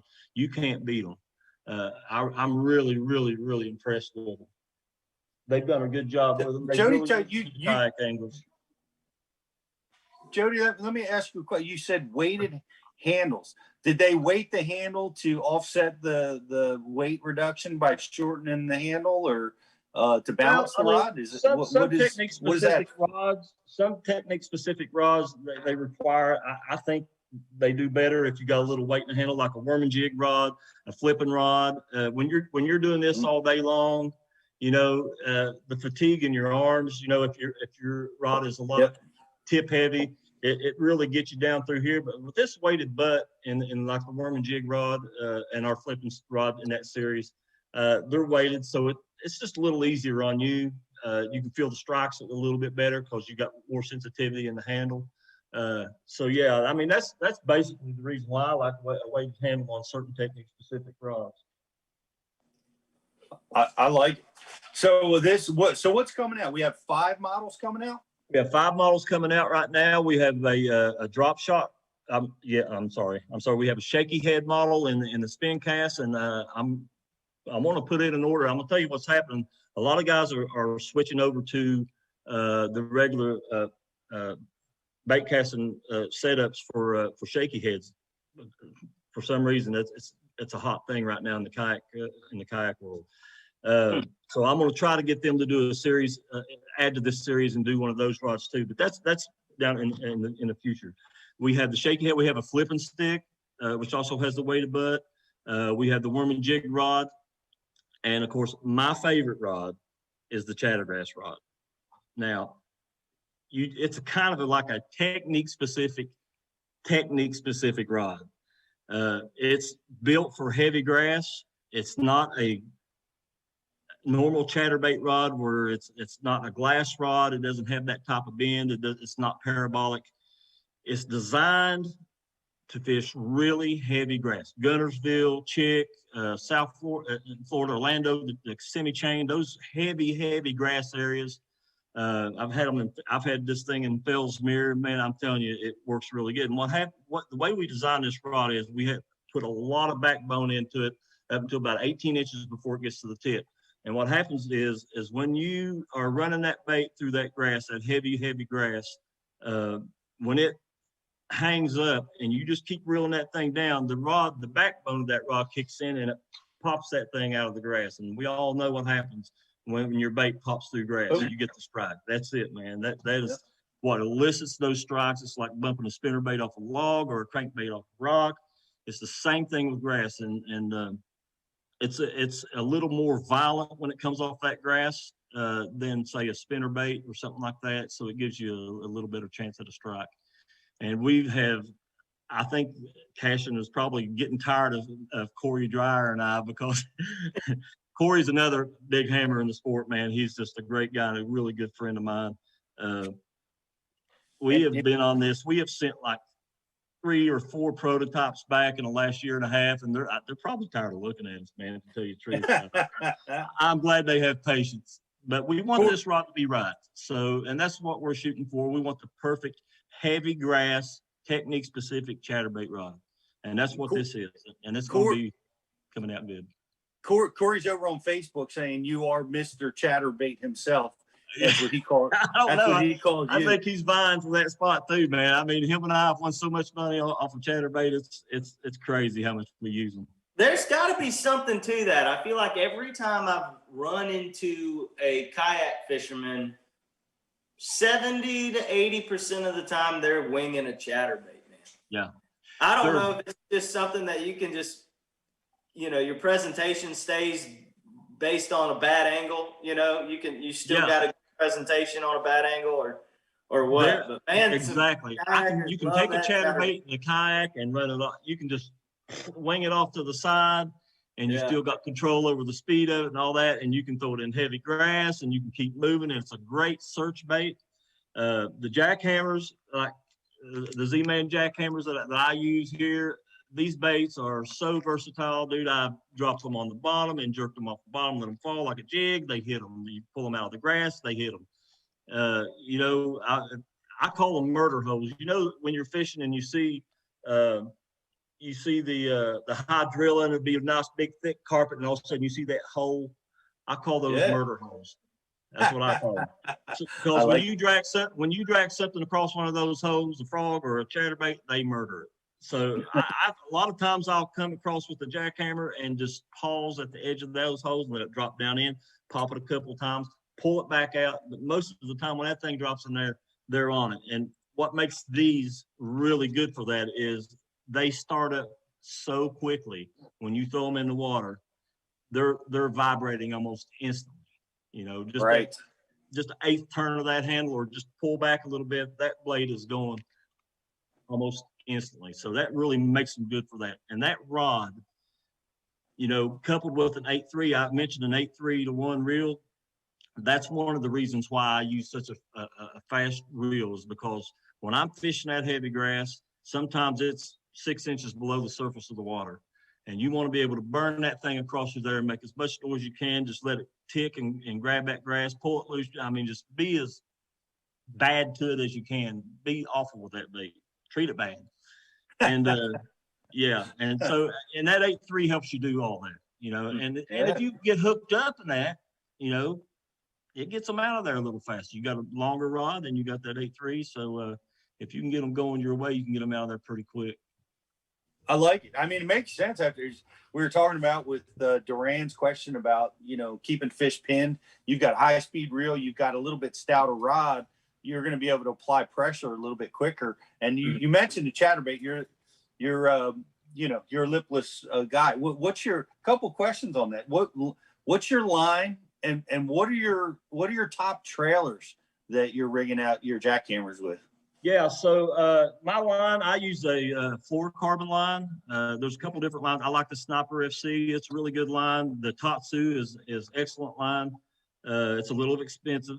But, you know, I use anywhere between 17 and 20 pound test almost 95% of the time. And if I'm down south fishing a chatterbait down there, it's 20 pound test fluoro. And rarely do I dip below a 17 or 18 pound test fluoro anywhere that I'm fishing. Right. A lot of guys do. A lot of guys go lighter, but man, I kind of err on the side like you do with the heavier fluorocarbon. I'm just throwing in such terrible places, man. You know, you got to be able. I have to yank fish out when you're yanking an 8-pounder out and it's got 6 pounds of grass on it. You know, I mean, you got to get them things out of there, you know, and I just don't trust anything else. Yeah, well, not everybody catches 8-pounders like you and me, you know. No, I love it. But I got to know about your trailers. I mean, do you mix it up? Do you have one that you go to all the time? Or? No, I mix it up a little bit. You know, if I'm fishing real heavy grass, a lot of times, you know, I'll use what they call a razor shad. Let's see if I got one here. Mm-hmm. The razor shads, they don't have a boot tail on them. Let me see if I can get that where you can see it. See, the tails are flat, you know, and it's a flat tail bait. And I tip it with that a lot of times if I'm hanging up a lot in the grass or it's real too thick, you know, if I'm, you know, or if it's a little cooler water and they don't want as much action, I'll go with that flatter tail. But most of the time I'm using a diesel minnow, which is also by Z-Man. You can see that they got a thinner boot on them, so it's kind of the best of both worlds of vibration. You know, if they don't want too much, they'll still hit it. If they want very little, they'll still hit it. Also, they have the minnows. Now, this is a smaller bait, so a lot of times if I'm, you know, getting a lot of strikes where they're just grabbing the end of it and turning loose of it, I will switch to the minnows. They got a little thicker boot tail on them, but they're shorter. And so what happens is they get more of the bait in their mouth. A couple of years ago, I was fishing a tournament and I was throwing the diesel minnow, and what they were doing was just coming up and grabbing the tail of it.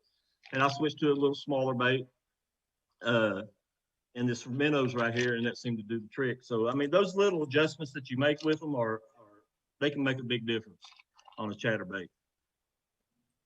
Riz, I know we call this technique the zip, where we alter the you know, we fish it a lot different ways.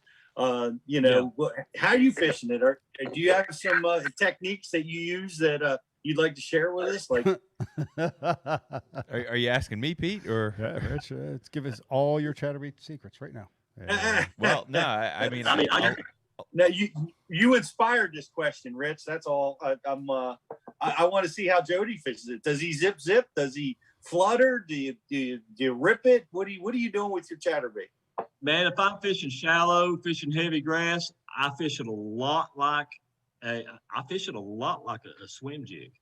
You know, I'll throw it out, and as soon as it hits the water, I'll get that blade working, and I'll just pop, and then I'll reel down and just try to keep it high in the water column, and I'll pop it. I use that technique. I also use a technique where I'll throw in, you know, if I'm fishing, you know, a couple feet of water and there's grass around and a lot of hang-ups or something, I'll reel it 2 or 3 feet, pop it a few times. You just got to experiment with it. I have thrown them out on grass edges, like a jig. You know, if you got a good, well-defined edge of grass dropping off in the deep water, I'll throw it on the edge of the grass. I'll let it drop down and hit bottom. And a lot of times it'll hit a little piece of grass on the bottom, and I'll let it sit there, and then I'll just pop it, you know, and let it sink. Pop it, let it sink. There's a lot of stuff you can do. Smallmouth on pickwick, if you're fishing below the dam, you can take one of these jackhammers in an ounce and a quarter, throw it on there, throw it out in the deepest, ugliest looking current you can find, and just bump it on the bottom and hop it and bring it back to you and bust it off the rocks on the bottom. Smallmouth love them. So there's a lot of different techniques that's, you know, you just got to figure out the right one. It's a very versatile bait. Everybody throws them a little bit different. just find out what it is that they want and let the fish tell you what to do. Good advice, interesting techniques. Riz, now I am throwing it to you for another IM for Jody. All right. The next question we're going to go with is going to be from Slater. And Slater wants to know, Jody, what are some of the modifications that you make to your kayak to help you in your bass fishing tournaments? Slater win? Slater won himself a Gills Gear gift card for that question. Congrats, Slater. All right. Yeah. Nice. Go ahead, Greg. Well, sorry. I don't. It's not really about the modifications as much as it is about the equipment that I use. I think, you know, if I'm fishing early, in the year, and I'm fishing around the spawn, and I'm always on flats, I have a power pole on the back of it. If I'm fishing more open water, I use the power pole a lot. I can, if you're taking pictures, you can drop your power pole and take pictures and stuff like that. Yak Attack makes a lot of equipment like the double what's it called, the double header, where you can get your paddles and stuff and keep your deck open. That's always good, keeping your deck open. And they're coming out with some more stuff that offsets the stuff that you can hang off to the side a little bit, but not way out. I can't remember what it's called right now. They're probably going to get after me for not knowing, but those kind of things, keeping your deck open and having plenty of room to move around, having your net in an area that is free of other things in the boat, like getting hung up and stuff like that. Having that net within easy reach is a big plus. Having a rod ready, I keep a lot of my rods in a centralized area, like a black pack. And I'll keep one rod in a rod holder that in the kayak itself, so that I can just reach. If I see a topwater bite, I'll just reach and grab that rod, have a topwater bait on it, and throw for it. So yeah, the kayaks, we carry 5, 6, 7, 8 rods, just like the bass boats do. But yeah, and having a good anchor system if you're fishing rivers and moving current or a heavy wind, try to have you a good anchor system. Let's see, who makes the anchor system? Anchor Wizard. Anchor Wizard has one out. The bomb anchor company has the ball that looks like a bomb, and you can drop it off the front of your boat. You have a little crank right here. It's a winch that you can drop that. It's a one-way winch. You hit a button and it just goes down, and then you can crank it back up. But having those things on your boat when you need them is paramount success on the water, really. It's all about the accessories. I don't really modify the boat itself that much, other than maybe cutting a few holes for putting a fish finder or something like that on it. Jody, I want to add to this real quick if I can. So sure. I see you wearing a Dakota lithium hat. I would say for a kayak, lithium is probably a must. For the guys that are probably looking to get into kayaks or buy a lithium, what's the amp hour you'd recommend for a kayak? Great question. Well, and now it's according to what your draw is on your units. Most units are running, drawing about 1.5. So, at least you can, I like to go with, for most units, I'll go with a 23 amp hour Dakota lithium. Reason being is, if you're not running active target or something like that battery a lot of times will get you through a day and a half of good hard fishing. And when I say day and a half, I'm talking, 12 hour one day and then 3-4 hours the next day. You still got juice. The 23 amp hour is really good. Now, if you get into the live target, the active target, and stuff like that, you might want to bump it up to a 54 amp hour that you can keep in the tank well of your kayak. The big advantage of these is, like you mentioned earlier, they're so much lighter than lead acid. And if you're in a kayak, the weight is a big deal. So you want to go as light as you can. But the 23 amp hour is really good. And right now, for my active target system, I've got a small Apache box. It's just a hard shell plastic box. I got two 18 amp hours in it. They're paralleled, and it's a 36 amp hour equivalent. So that's what I use to power my active target. I get one good, real solid day and part of another day out of it. But yeah, if you're just starting out and you're powering up a 7 TI or a 9-inch screen Hummingbird, or even all the way up to a 12-inch screen, you can get a good solid day out of that 23 amp hour. It's a real good place to start for your power. Perfect. Great question. Greg, you win a shirt. Yeah. All right. It's 3X though. Yeah. 4X or 3X? 3X. I'll You take win it. a 3X Bass University T-shirt. I might know somebody who fit in that. That's right. Yeah. And we're gonna add 1 month free of Bass U TV, Greg. No, right thanks. to your prize. Oh my goodness. That's disrespectful, Peter. Whatever. Hey, Jody, it was great having you hang out with us and introducing us all to the Cashion fishing rods, and you can see you have this great ability to communicate and spread the message. So you're great for the kayak world, and look for great things from you, and really appreciate you taking some time and sharing the knowledge with us tonight. Oh man, it's my honor, dude. I really appreciate you guys having me on. I like to get out there, spread the word, like to see people catch fish. It's just a wonderful sport. I want to see as many people as I can get into it. I love to see people out doing it. Awesome. Now you said you're going to Louisiana next, right? That's your next event. When is that? Yes. And how can people follow it? So that's going to be October 15th and 16th. And 17th, I think.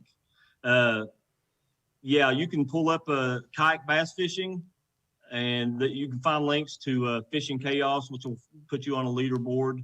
You can follow live as the fish are getting added. I mean, you can watch them tally up right there in front of your very eyes. It's a great app. And just go to kayak bass fishing, and you can find out everything you need to learn right there about how to follow along on all the tournaments, not just that tournament.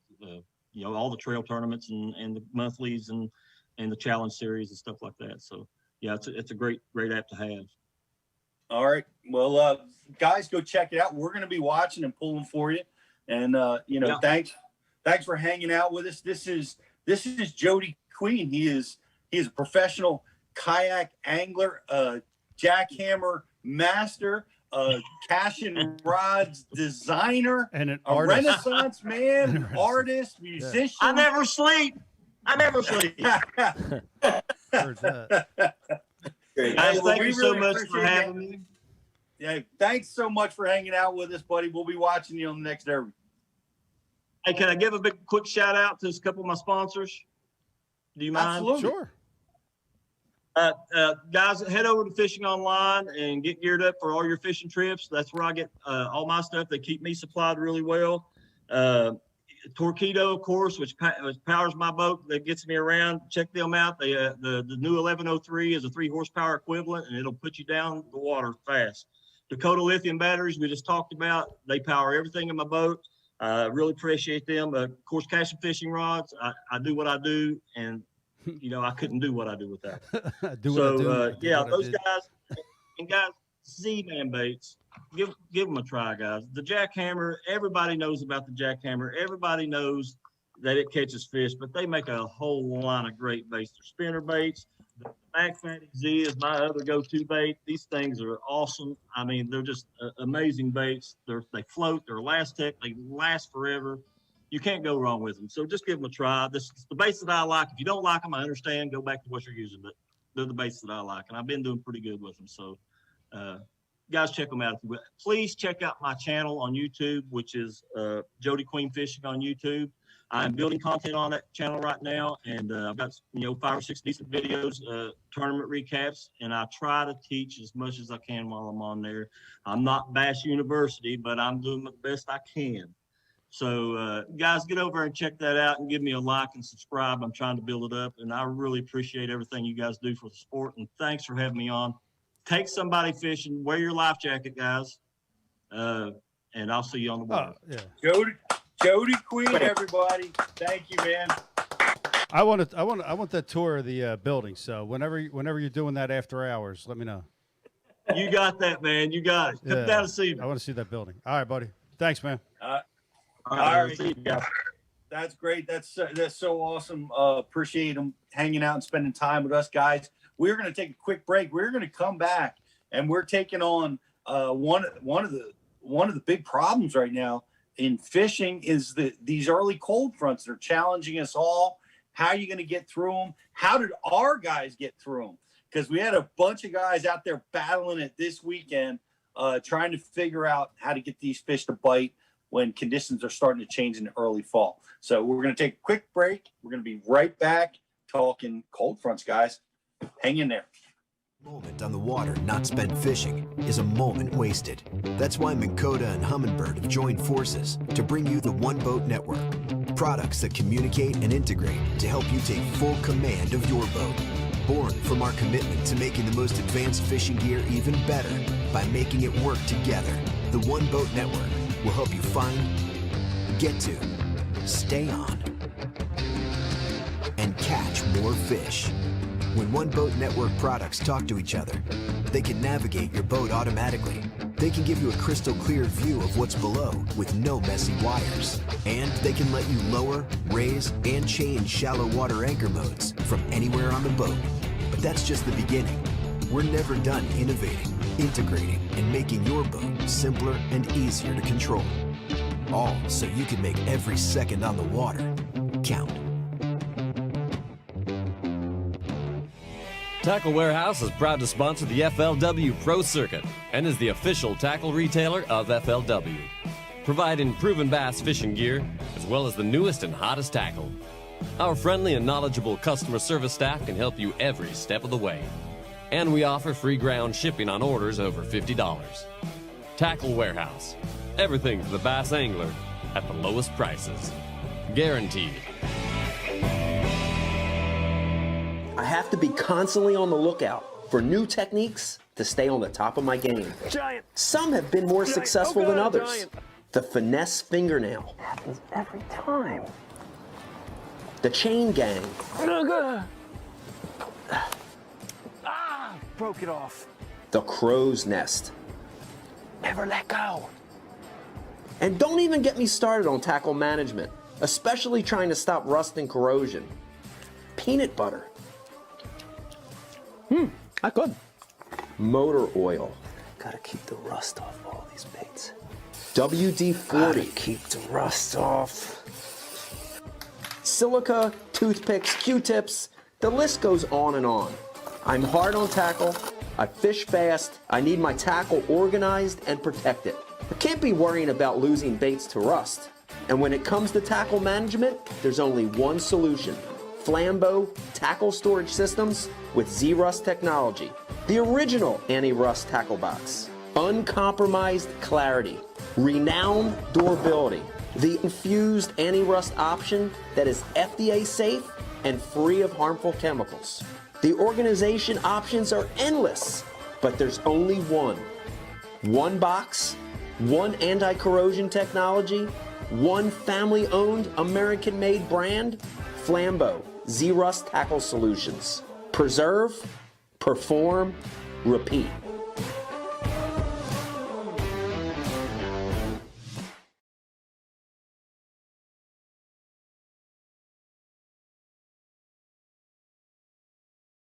Peter? Welcome back, everybody. Thanks so much to Jody Queen. What a great charismatic individual. Great interview. Really cool to learn about kayak fishing and, of course, introducing a new Cashion rods line, which we're going to be giving away your choice of one of the new Cashion kayak rods. I got to be honest. I love the paddle logo on the new Cashion rod. That is so cool, you know? Yeah, they did really good with that one, man. I love Justin's background, by the way. And I want to have a long conversation with Kat about how dare she put you against the wall. That's beautiful. Man. Even if it's not finished, it's beautiful. It was me. You see that plastic back there? That was you with the terrible idea to look at the wall? Oh, yeah. All right. You're not allowed to have ideas anymore. It's an eyesore. Huh? That plastic is an eyesore. You should have seen the blank wall. Yeah. Okay. Ooh. Well, We got a storm rolling through here. Yeah. Just to, cross our fingers. Oh, they dropping bombs up in here. that was a loud one. All right. Well, then let's dive into it, boys. We're talking about fishing in this kind of weather, right? We're seeing in the fall these storms come through. We're seeing cold fronts come through. Fishing is getting challenging. all of our boys were really, really active out on the tournament trail this weekend. And I kind of want to get your stories about. I can hear the rain. Can you hear that rain, Justin?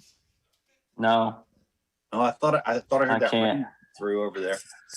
It must be thunder booming over there. But everybody was active, and I don't even know where to start. Which one of you guys want to tell your tale of coming face into some cold front conditions and pretty challenging early fall conditions? I'll start it off because it's so Saturday was day 2 post front, right? And I fished at Durb with buddy Keith Thomas up on Nakamixon, and as the event went on, and it was just tough, and the expectations were a lot higher than what had happened, and and I'll get into that event more, but it was catching in the DM somebody from somebody hit me up from New Hampshire who had their club tournament on the best lake in New Hampshire, and 10 pounds won, and then I saw a Jersey club in North Jersey that not a limit caught, and then you see the Chesapeake, what was it,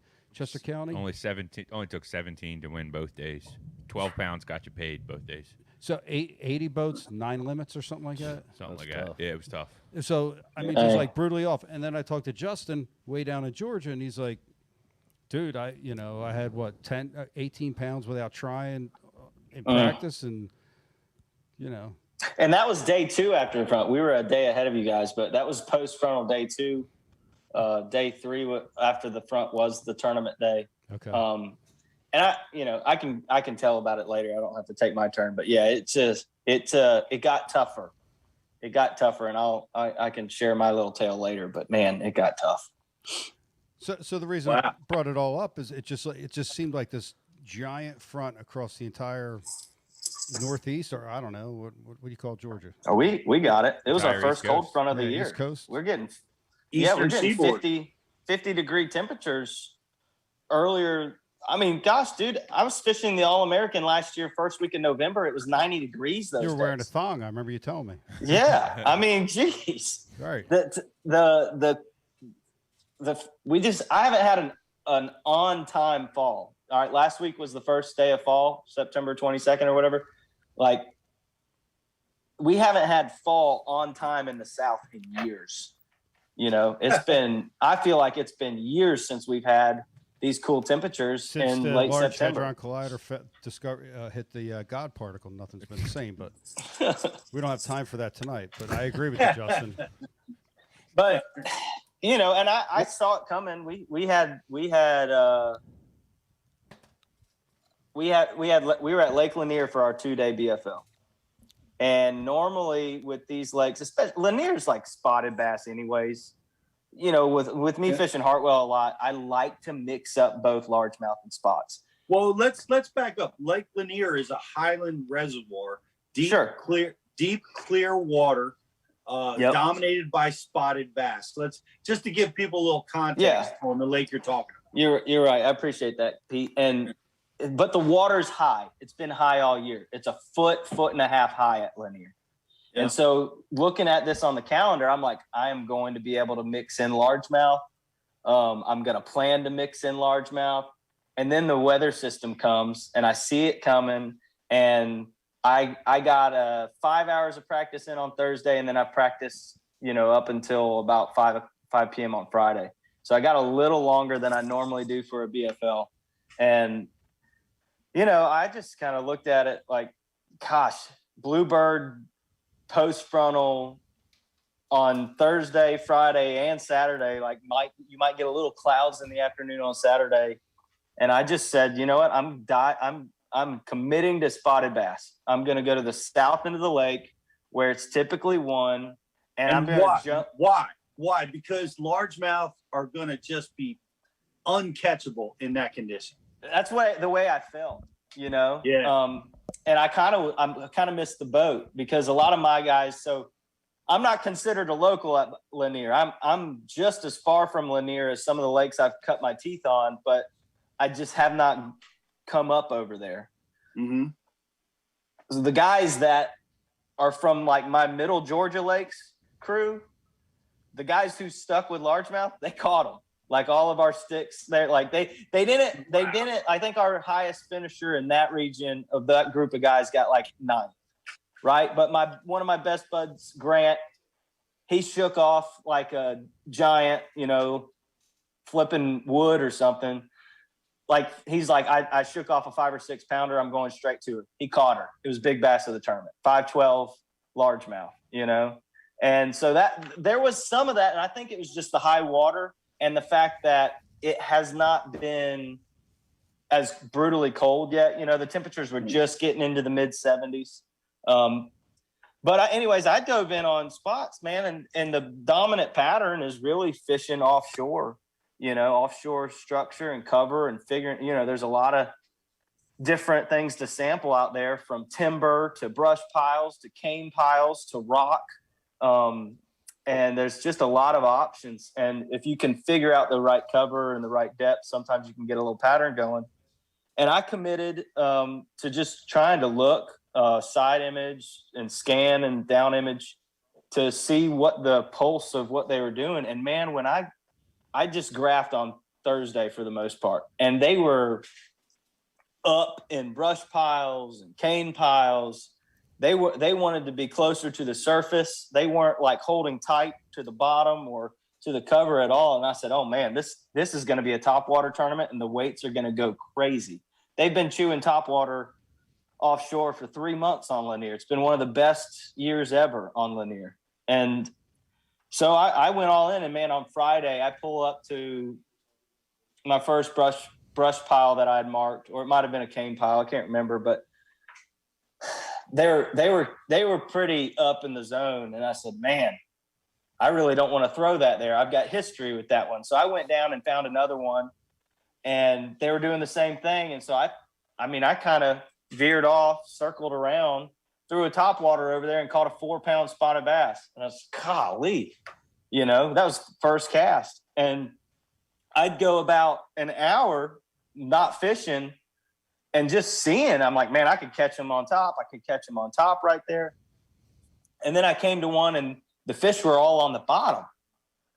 So I turned around and repositioned, and using 360, finding that pile, and threw a swim bait out there, a little Berkeley power swimmer, like a 3.3, on a ball head. Let it sink to the bottom, slow roll it, dunk, catch a 3.5 pounder, More often than not, I was catching them on top, but I felt like I could catch them up top and on the bottom. And Pete and I were talking about the post-frontal conditions before, and he said, you really need to figure out how to go in after them. And I successfully did that later in the day, pulling out a drop shot. And I thought, man, I caught a 4-pounder on a drop shot, and that just gave me a lot of confidence if it got tough. And where I'm kicking myself, Pete, is I went out, I caught 35 keepers. And remember, I said it was tough. I caught the snot out of fish, topwater. The big ones would come up on top and they wouldn't hook up, or if they hooked up, they'd come off. They were just not having good aim on top. And what I found was, when I started graphing a little bit later in the day, the fish suspended about 15 feet down, and sometimes they'd go down. Rarely they would come up at a topwater, but every now and then I could get a big one to come up on top. Do you think it was the cold front? Do you think that's what caused the change, or was it? Because I think fishing pressure, here's man. My theory. Here's my theory on the situation. When these first fronts come through, it kind of fractures the fish population a little bit, and they don't know. The bait is kind of confused. The bass are kind of confused, and everything's not really organized. So it makes it challenging. They're not as competitive. They don't play as strong. And I think that's what what caused you to have to struggle a little bit. You're right. I think it was got fractured. Pete. Yeah, and they weren't as active, right? They just didn't seem like they would swim swim up 10 feet for a topwater. Sometimes they'd follow a drop shot, and I got on a few things where I caught a lot of fish on a drop shot. My biggest thing that I was kicking myself when we got back to weigh-in. I had a pretty fun day out there, but just some big ones came off or didn't hook up. And man, I knew it when I started to think about how those fish were positioned when I got to see them on down imaging. Yeah. They were just sitting there, tight to the tops of cane piles and brush piles. And they were just sitting there 15 feet down, 20 feet down, depending on the depth. And I didn't have anything in their face, you know, to try and make them, you know, react. I relied on them swimming down after a drop shot or trying to come up. And I was getting enough responses throughout the day that I just stuck with it, you know, and I wish that I would have done something different and got something in that suspended arena, whether it's getting a jerk bait down there or, you know, a swim bait and trying to just, you know, pop it or, you know, I don't know, you know, I still got a lot of tricks to learn in that region, but I feel like I failed it with the big fish. You call it, you went out, you found two ways to catch them. And we talk about Mike's video all the time. Guys, you got to go watch this on Bastion TV. It's a top, middle, bottom approach. And you're talking about, you had the top and bottom dialed, but the middle became probably the dominant weapon for you. But that has to be on the post front, though. Do you feel like post frontal this time of year, you're getting that, though, where they suspend, where that's a big time reaction, or is that just a region by region thing? Well, I think it's a region by region. You're in a highland reservoir, right? A big vertical water column where fish can do a lot of different things, and that's, you know, that's different from, you know, some of the other guys. And but you made the regional. You're going to the BFL regional. You caught up. You did it on not a full tournament trail. You skipped the tournament and still made the regional. That's pretty impressive stuff, and I want to congratulate you on that. You may feel like you didn't have a great tournament, but that was an amazing finish, you know? Yeah. And I'm proud of you for that. Really, I appreciate it. You gave the field like a handicap. You're like, I'll sit one out. I'll still make it. Yeah. Oh, I didn't sit out. I wish I had confidence in myself, you know? And we all know the story, but just fishing that first one as a co-angler, you know, it would have been a fun year. I would have been in the mix. I like Riz's impression better. It's like, I'm Justin Kimmel, bitches. I don't need to fish them off. Oh, that's hilarious. Well, I'll tell you one thing. I got a pros panel coming up based on September post frontal conditions. When you hear the list of the 15 guys I got to give me their answers, I'm the idiot for not asking before my tournament. And wait until today. Wow. I should have totally asked them beforehand. Hey, next week we got the Bass Shoot Live. All right, I can't wait to hear that. That is a great list, and I can't wait to hear it. I'm going to send it. Send it back to the studio. Riz. I'm going to send it over to Riz for his post frontal. Real quick. Real quick. So going back to Justin's really fast. I'm not trying to make conversation about it, but if I can choose smallmouth, spotted bass, or largemouth for post frontal, 100% largemouth. Wow, that's my choice. Because a largemouth. Because listen, I'm going to tell you why, and I don't care where you're at in the country. A largemouth, when it's post frontal conditions, can always be caught shallow because the number one thing they always seem to do is just put their face against something. Yep. Dock, trees, whatever. That's you're right, GDP. Right, that's all I got. Those guys caught some largemouth, man. The largemouth guys did show up. No, that makes a ton of sense because they don't go do that stupid stuff. Yep. They don't suspend all they can, but they don't. You know, to me, spotted bass are probably the hardest. Yeah. Go ahead. Sorry. No, that's good. No, thank you, GDP. Good stuff. GDP, that's a great statement because it's so and largemouth. Well, that's a great statement coming from you. That means a lot. Dude, I've seen it firsthand. They do. Remember that, Brian? We saw him staring at a pole. Every fish was staring at a pole. You've seen it before. Yeah, that's what I'm talking about. You literally see it. Yeah, just looking at it. That's all they do. Hey, what's up? That's where I'm going. I'm going Poland. It's so funny because everybody comes at things from different perspectives, and I will not throw at a largemouth in the post-frontal conditions. You know, if there's smallmouth and spots available. They bite Sankos in post-frontal. Pete, that You didn't what? come from me. They bite Sankos. They do. I mean, that's when I will throw one. All right, go ahead, Riz. Greg, you just won a $50 Gills. Man, I'm winning all kind of stuff tonight. That's true. And Pete, I'm with you, man. Like the spots and the smallmouths, even in that, like I feel like your bite rate goes up.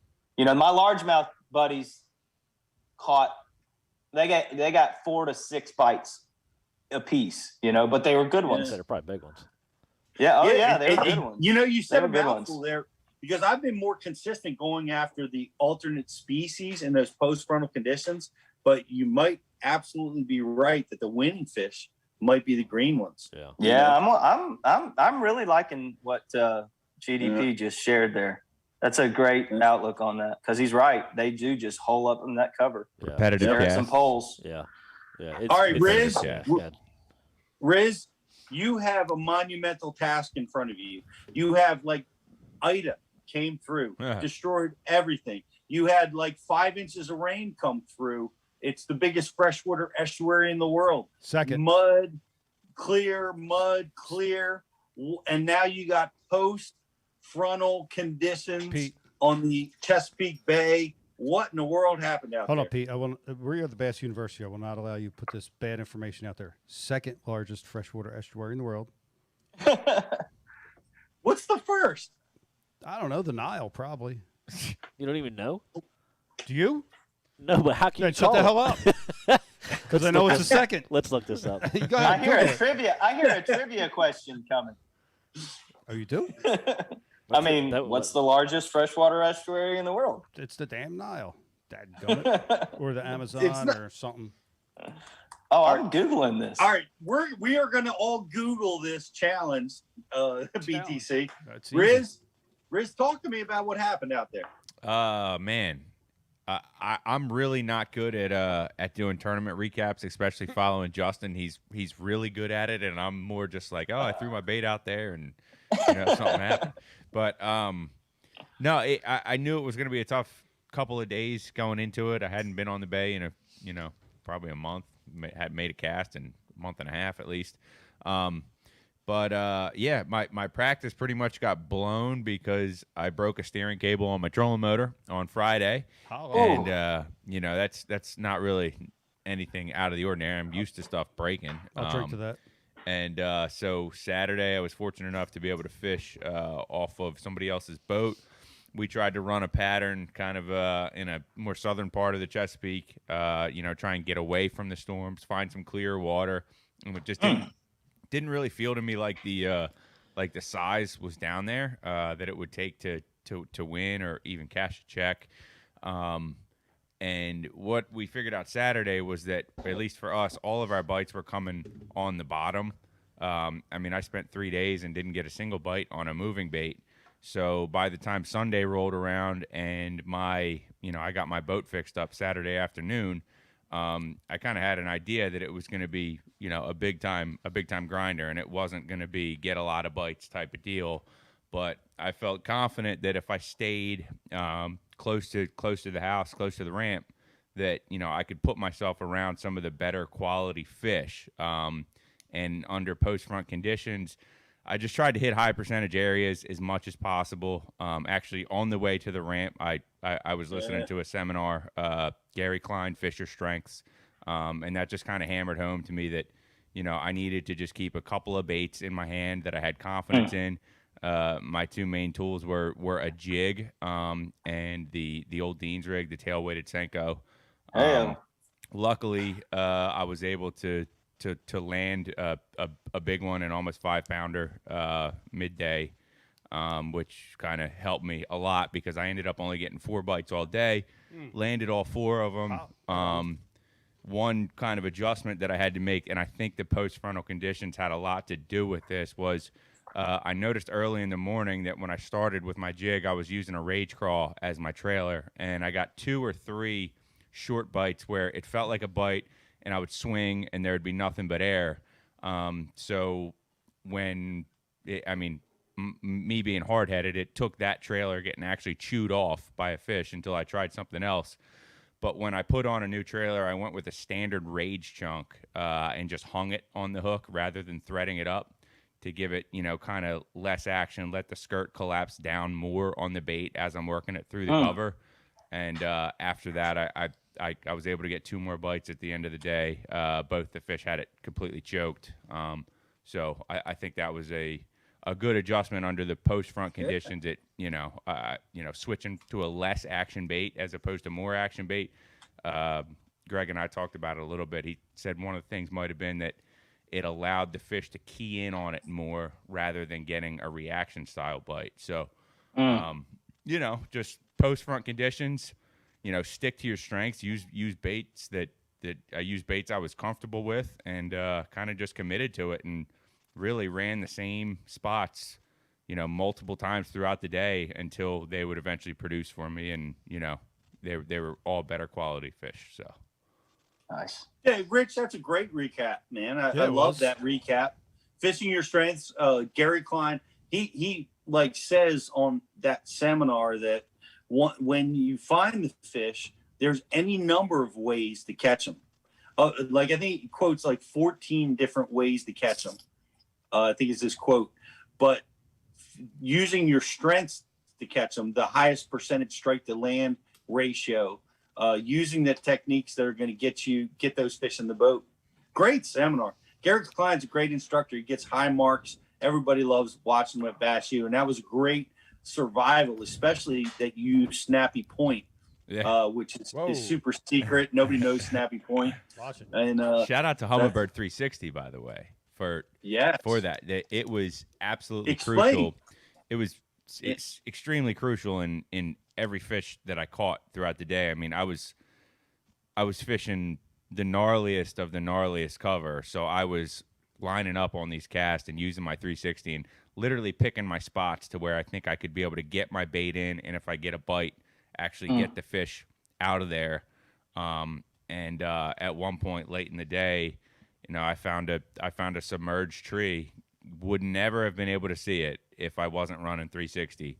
And I dropped the power poles down and cast it at that thing 10, 15. If it was 15, it was 25 times. I don't know, until I eventually got the bite. But what was also cool was there was a lot of off-species fish in that area. I guess they were either big carp or catfish or whatever, stripers maybe.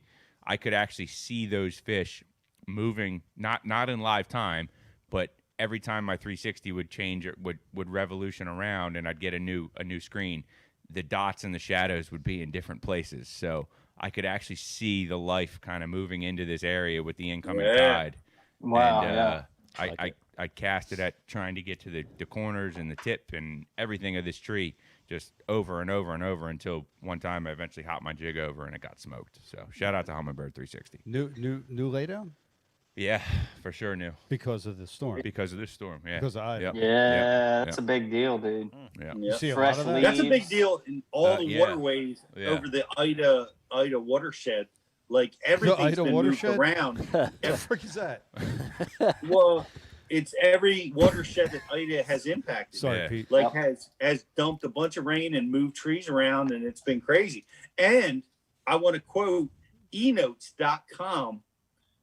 Despite the massive size of the Chesapeake Bay, most scientists agree that the St. Lawrence River, which connects to the Great Lakes and the Atlantic Ocean, is actually the largest freshwater estuary in the world. Nah. Google says Green Bay. Green Bay. Yeah, great. Now look at that. Google tried to eliminate Justin right there. Sons of I know. Google got mad. Yeah, the dirtbags. They're watching. Yeah, Green Bay is you can see they're angling for publicity. I don't think that's true, but it's you can't believe everying that you read on the internet or watch on TikTok. That's right. Unless it's our videos. But but it's great stuff. Great stuff, Riz. Now you were fishing the second, third, fifth largest freshwater estuary in the world. Second. Don't bring your bad math in here. Yeah. BTC. Yes, sir. You were fishing. What are we going to call this lake? This is a reservoir. It has a name. It's a highland reservoir, northern reservoir with deep water, a lot of vegetation, clear water. It's I guess it's a highland northern reservoir. Okay. That's how I would say it. Yeah, I agree with that. I don't know any better. All right. Carpenter, stupid carpenter. Can't All catch right. a fish. So you were going in with a lily pad flipping, or I don't know what you're doing. So with that. yeah, I was But going you're in. going in strong with a great pattern. Yeah, well, I was fished it with a buddy of mine who lives up there, and Yeah. you know, he had an area that had the big ones, and that's what we were going to concentrate on. And you know, the storm changed a lot, or the post-frontal conditions changed a lot. And be honest, we just never figured it out. We just kind of ran around and kind of lost the whole time. I couldn't say that we made any adjustments because we never got around the fish. So, yeah, probably no less after the event than before. Actually, I figured day 2 I would have my tackle dialed. I had more equipment in the boat day 2, which pretty much means you're screwed. So it was a good time, but more importantly than that, what that club does up there, that was my big takeaway from the situation. I learned nothing about fishing other than I suck, but the club was pretty badass. Nakamixon Mafia, they look after the fishery big time. They impose regulations on their tournaments over top of state regulations. They cut down their weekly Wednesday night tournaments to 1 fish big bass tournaments. They could have a 5 bass or 4 bass tournament, whatever. And their regular events are 4 bass only. So I admire that. They make sure their fishery stays strong. And in that event, I think there was 18, 20 boats, and it was a lot lighter field because it's hunting season. A lot of guys are in trees right now, but there were 4 father and son teams out there. And I'm talking about, like, the winning team was a father with his 15-year-old son, Tim and Joey Hamburger. The second place team was Scott and Hunter.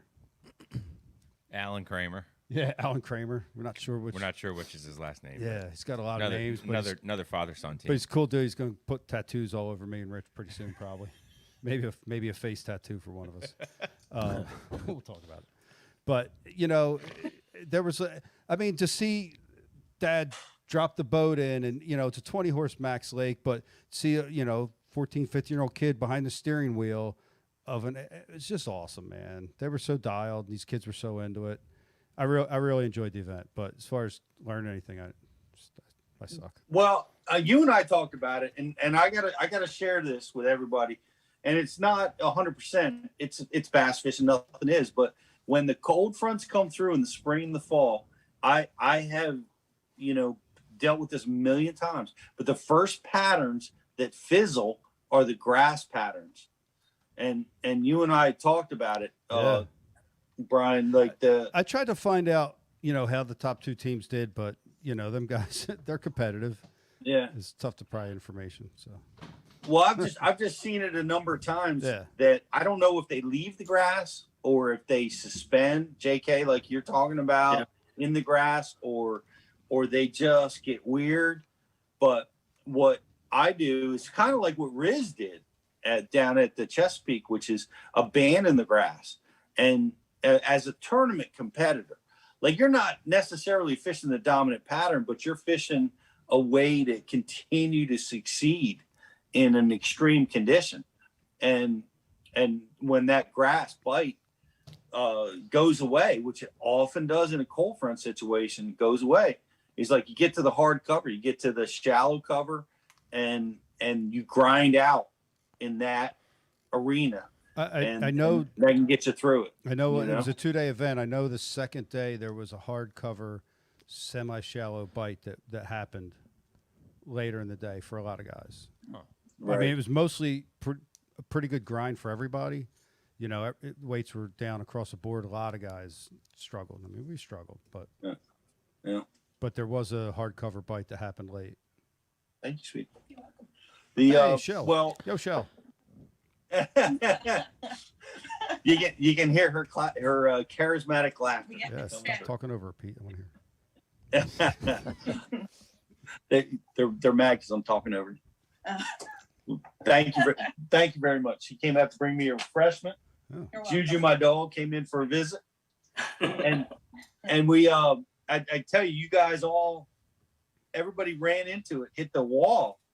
Almost everybody, except for GDP, who crushed it on these post frontal conditions. I did catch quite a few. Yes. What happened to you? So it is your job, GDP. You are a professional bass catcher. I made a list right in front of me just now, and I'm going to give you these are fall transition, but also post frontal baits that I use, and then we're going to hop into other things about this. Okay, so and they're not in order by no means, but I'm just going to run through the baits really quick that I use consistently this time of year.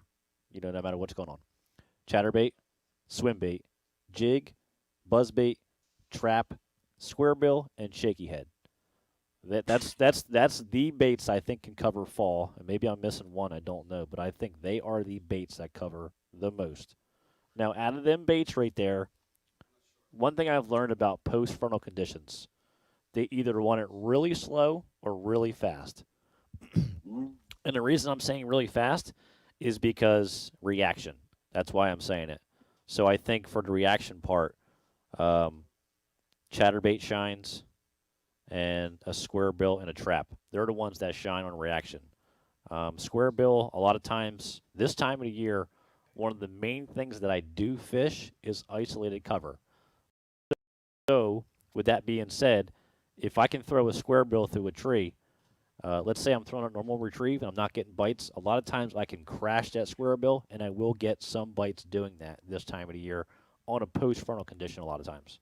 And I'm sure. What do you mean by crash? Like really hard or fast? Yeah, so I want to reel that square bill. I want to hit that cover, hit that tree or rock, whatever I'm fishing. And if there's a bass laying there, that's when I want that thing to hit that thing and deflect and get that reaction strike out of that bass. And a lot of times, it takes a lot of casts at the same piece to finally get that bass to go. Yeah. I remember you telling me that last year. Yeah, because a lot of times I feel like maybe your angle's off a little bit, how that fish is positioned on that piece, and the only way to get that bass in the boat is hit that piece perfectly. Yeah. To where that reaction is right in front of his face. So that's key for sure. So as far as the chatterbait, this is a prime example for a chatterbait, and this goes for the rattle trap too. And I know, so a lot of us think about rattle traps and jerk baits, I think, in cold water, and in reality, that's not the case. They do work really good in cold water because they are very tight with the wobble, but they work really good in warm water. I'm saying like 75 down. That's the number I'm going to pick. So with a chatterbait, a lot of times on post-frontal conditions, I will throw the chatterbait out. There's two things I do with the trap and the chatterbait. I will throw the chatterbait out, and I'll either reel it so slow that I'm just crawling it, and a lot of times it gets the fish to bite. But a lot of times you got to take that trap or chatterbait and you got to rip it off the bottom, and that's how you get a lot of reaction out of these fish. With the trap, a lot of times, so once it starts getting a little bit colder, there's been so many times that I can tell you that I've been on a really, really good bite that I'm just crushing them, doing a nice normal tree with the trap, and then all of a sudden, same deal, post-frontal, bluebird skies. I throw the trap out there, and I reel it so slow, it's painful, but it's poof, they just eat it. So slow, it's amazing.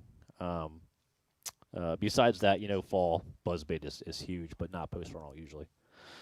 All right, so I want to talk about the actual what I'm looking for fall transition, and it still applies for post-frontal because it's the same areas they're still going to be on. You just have to apply them techniques I just talked about. So probably one of the best things I can say, isolated cover, without a doubt, is key. And I still think your biggest fish will be on the isolated cover no matter what the conditions are. Isolated cover would be, for me, if I'm going down a bank and there's one giant tree on that bank, that's the key piece of structure or cover these fish are going to be using. Besides that, it can be in a creek where there's a ton of laydowns, and let's just say there's a beaver hut or something off the bank. That's going to be something different. That's the isolated cover I'm looking for, or a log out in the center, or whatever it is. Something by itself or something different down the bank. One thing that I think is probably one of the best besides that, secondary points. Now, secondary points to me, I still think a lot of guys don't know what they are. So if you have any main point sticking out into the lake, that's your main point. Any point that's behind that or in from there, it can be 10 in a row. They're all secondary points. A lot of the bait early on, the bait seems to move first every single time before the bass even move. So your bait's going to start working its way towards creeks, which we all know. But when they come off of that main body, them secondary points are going to be the first stopping spots every single time. So that's what I'm looking for as far as secondary points. Isolated cover so far. Creek channel swings. Channel swings are huge as far as locating where the fish are. This is one example when you can use side imaging really good. A channel swing can be, every single lake we fish, whether it's a reservoir, a river system, it don't matter. There's channel swings all through all this stuff. You just got to kind of scan around, figure out what's there, why they're there.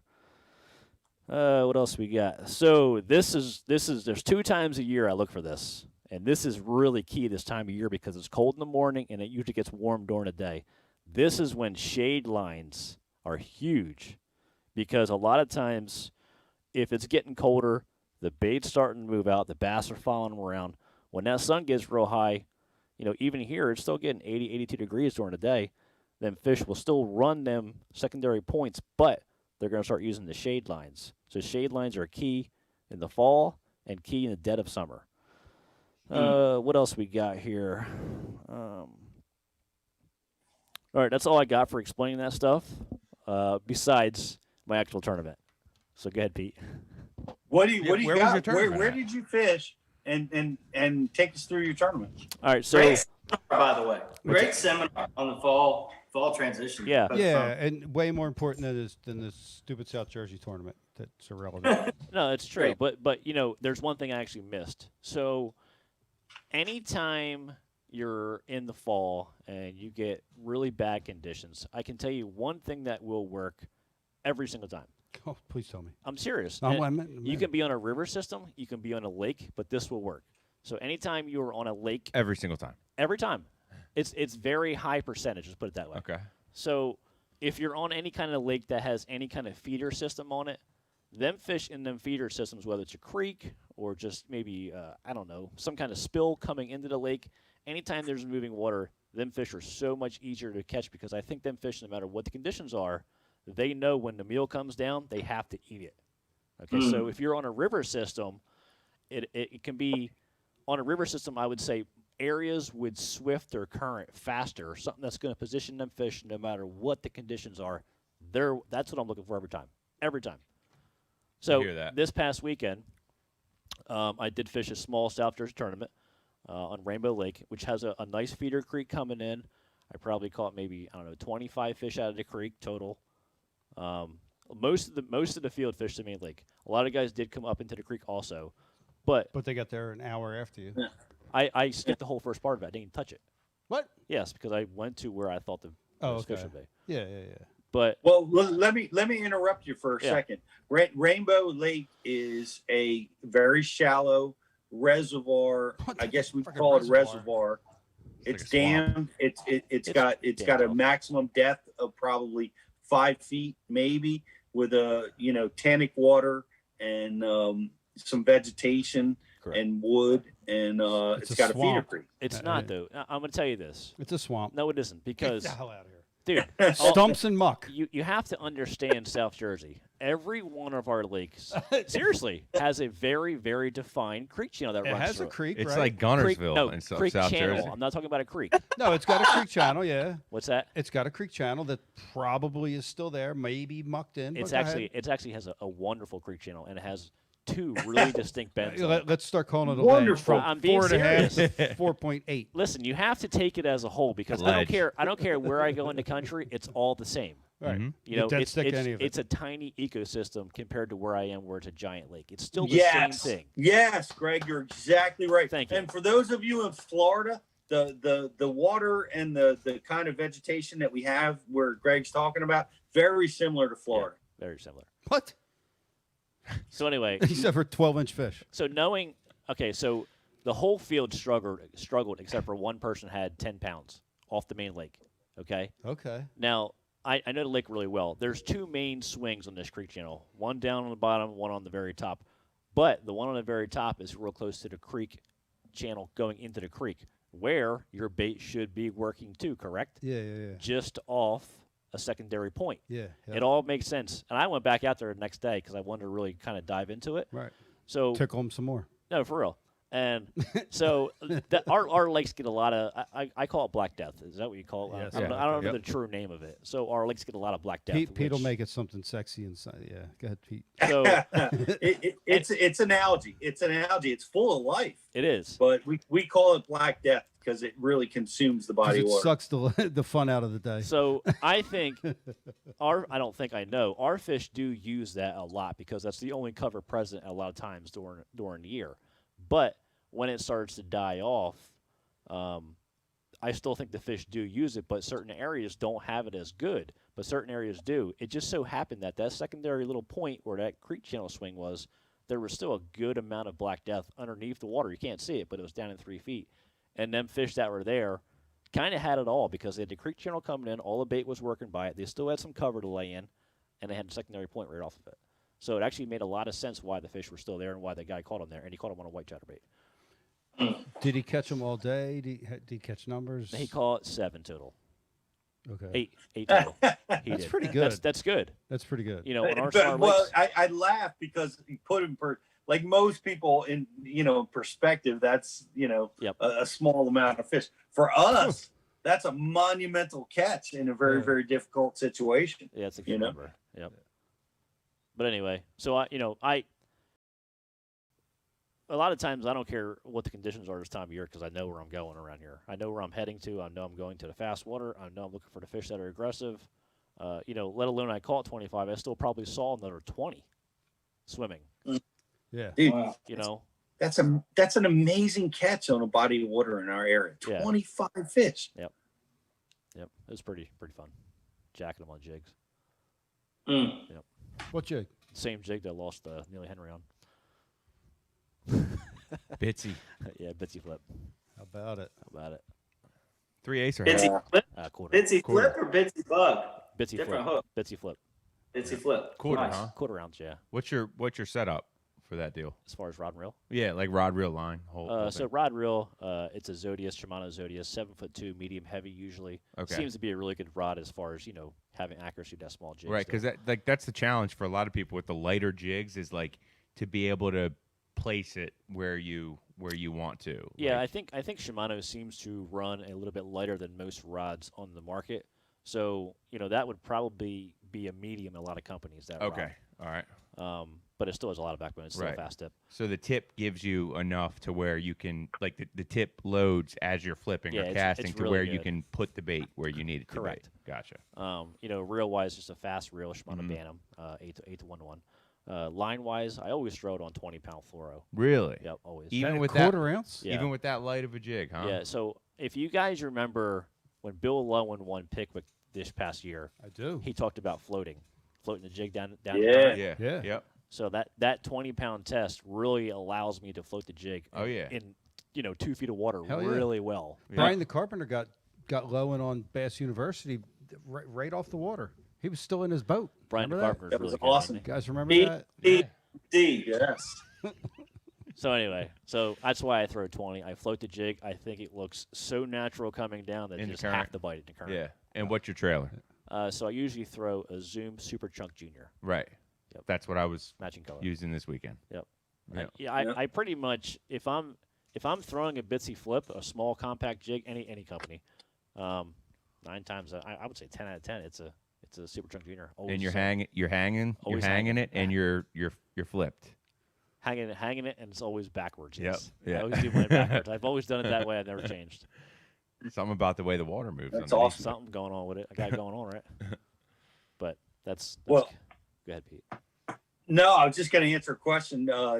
West Virginia Jared looks like, or WV Jared, Are you mostly fishing largemouth in these areas? And yes, these are our largemouth. We don't have spotted bass or smallmouth in our area. And Swamp mouth. We have Union. We have some smallmouth in We there. got swamp bass. Yeah, we got like 18. I stand corrected. Union Lake a does lot have in there. some. Tons. Yep. Tons. Yep. 38. But the Bitsy bug, I actually won one of the FLWs on a Bitsy bug with a black Senko trailer. Really? What? Wind this back up. Come on. Oh, okay. Is this true story? Stop it. A Well, Bitsy here's the bug with a thing. black Senko trailer. No, I actually was using Thank God. a double tail Yamamoto twin tail and smoke blue fleck with a black and blue quarter-ounce Bitsy bug, which was it dominated my catch on the second day of the tournament, which allowed me to win up at Lake Champlain. Nice. I like it. That's That's a that bad Bitsy dude, bug that could Bitsy kill bug. it. Oh yeah, this year on Tennessee River. That's all I Bitsy throw. bug on Champlain? Yeah, as a matter of fact, What time of year? Dave Mansu, shout out to Dave Mansu again for qualifying for the regional. I just talked to him. Shout out to James Watson for winning the points in his division. But Dave Mansu and I fished together. We were fishing in the same area up in Missisquoi Bay, and we were using full, big power 1/2 ounce and 3/4 ounce jigs with big trailers, and we were really getting a lot of bites at practice. But we had a cold front come through, and in that scenario, straight up, my co-angler brought out a Bitsy bug and commenced to just putting a beat down on the fish that would no longer hit the full size jig. And after I made the switch, it was like lights out. Like they just completely. They were still there, but the big power baits were no longer in play. And that was an awesome situation. His name was Paul. Can't remember his last name, but thank you again, Paul. That was a great day. And the next day changed again. The cold fronts came through again, and I had to completely abandon that grass and that what I was doing on the first day of the tournament and move on again and get out of the grass. One of the reasons why like I told you, BTC, first thing to go south is the grass pattern in cold front situations, I got. But I want to add something real quick. I forgot. So this past weekend, so Monday I went to Rainbow Lake just to go out there and I played around, and I saw a really big one swimming around on Monday, and I threw the jig at it, nothing. I threw the Ned rig at it, and it bit the Ned rig. The same Ned rig that I took Kelly out with last weekend. She was throwing. So I picked up her Ned rig rod, threw it out there.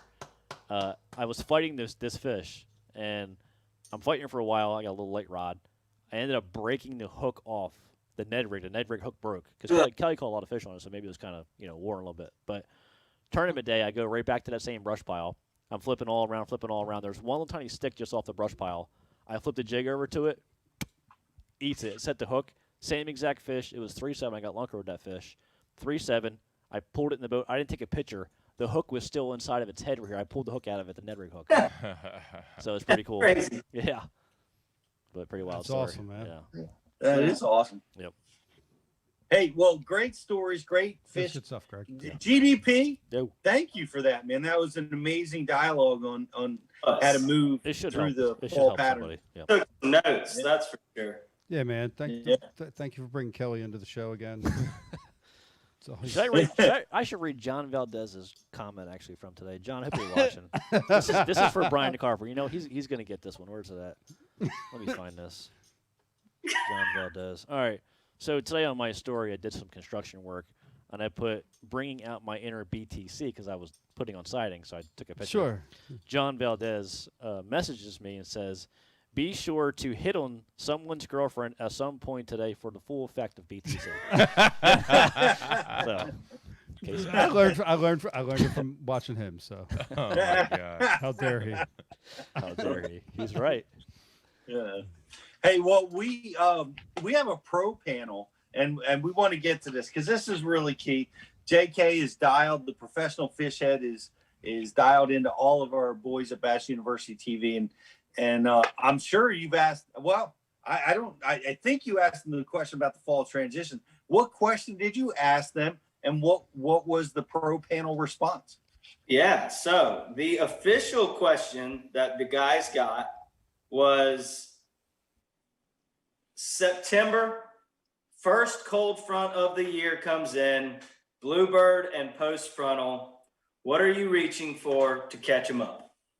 A couple guys asked some clarifying questions, and I'll address those based on their answers. But if I don't, you can just imagine that they're fishing in their area, in wherever they're from. I try to ask guys who are from around the country to give all of our guys at Bass U, whoever's watching a chance to relate to something, so this isn't just one big region of guys. So we'll go down the list. Pete, one of your roommates this year, Brian Latimer, he wanted to know where, and I said, because he wanted to know about largemouth, smallmouth, spotted bass, whatever. I said, okay, you're dealing with a largemouth only lake in your region in South Carolina. So he just straight up said, I'm going spinnerbait, a mid-range crankbait, which I thought was an interesting, he didn't say shallow crankbait. He said mid-range. So I'm guessing, 6 to 10s, 8 to 12, Pete? Is that kind of where your head's at? Yeah, when he says mid-range, I'm thinking 5 to 10, Yeah, okay. So like Wigglewort, DT10 zone. Yeah, okay, DT6. So spinnerbait. Yeah, they got the DT. Yeah. He said spinnerbait, which is no surprise for those who know Brian.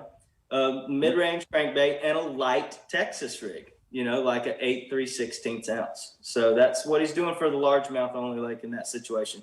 I'm going to go in the order of these guys getting back to me. I appreciate all of you guys, our instructors, getting back. And then Pete and GDP, I'm going to want to hear what you guys have to say, even though I think GDP kind of gave it up already. But Iconelli, he got back to us. He said he's going to go finesse at the mouths of major creeks. He's going to throw a small swim bait, a Ned rig, or a small finesse crankbait. And he said the biggest key is the presence of bait. That's his biggest key in this situation. Getting around the presence of bait. And, he chose a small swim bait, small finesse crank, and a Ned rig. So light line is where Ike's going with that. Freddie Boom Boom Rumbanis.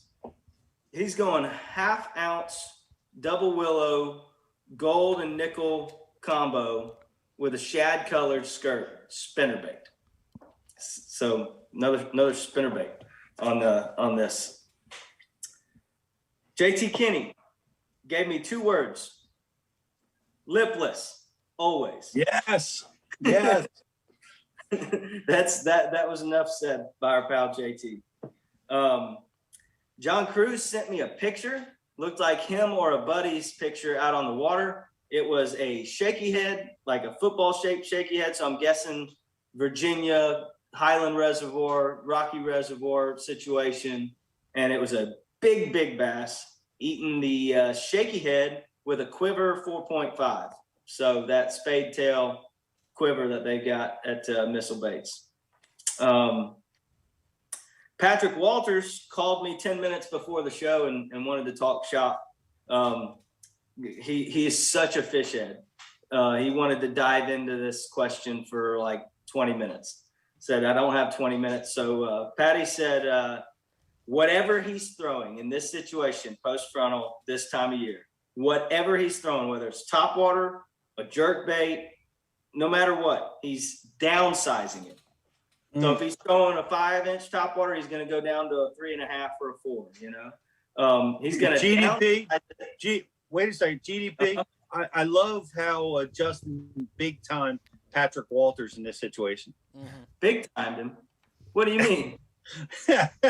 you don't have enough time. I don't have enough time to talk to you, Patrick. I've got to get on the show. Listen here, Patty. Make it quick. We got 10 minutes and we're going live. You bring Kim Duke into the conversation, we'll start hearing about how great Patrick is. But Patrick's like us, man. He's just a fish head. He wants to talk baits and tackle and big swim baits and Japanese stuff. Like, he's just like the rest of us. He's smooth. But he's smooth. He's got his way, yeah. Yeah. Yeah. Hot water. But Is that what you're but getting no, at? he said downsize whatever he's throwing and pick up the speed for the reaction bite. So that's his style. That's juicy. He's not going finesse. He's just going to downsize the same types of stuff that he's eating or that the fish are eating, and he's going to pick up the speed, trigger the strikes, which I thought was a great. And that was definitely, from my experience last weekend, that's what I was kicking myself, was not speeding it up with some of those things. So our pal Edwin Evers is going with speed again. He's going to burn a Berkeley square bill crankbait, 5.5 size. I think that's a big size because I think they have like a 3.5, 4.5, and a 5. That's a big size crankbait, I think. Dude, that's huge. Yeah, That's huge. he's gonna burn that big Berkeley square bull 5.5 size in a shad color. Sexier shad, I think is what he said. So there you go. Our pal Brian Thrift, of course, you get this all over Bash UTV from our film shoot last year, but he didn't say it, but he's gonna target isolated structure offshore with this, and he's gonna go 1/4 ounce Damiki underspin with that little 3-inch Damiki Armor Shad swim bait. So you know his region, North Carolina, clean water deal right there, going after largemouth and spots offshore. So with that small little underspin, that blade, have you seen that Damiki underspin, Pete? Like that blade is as big as your thumbnail. It's tiny. It's a tinier blade. It is.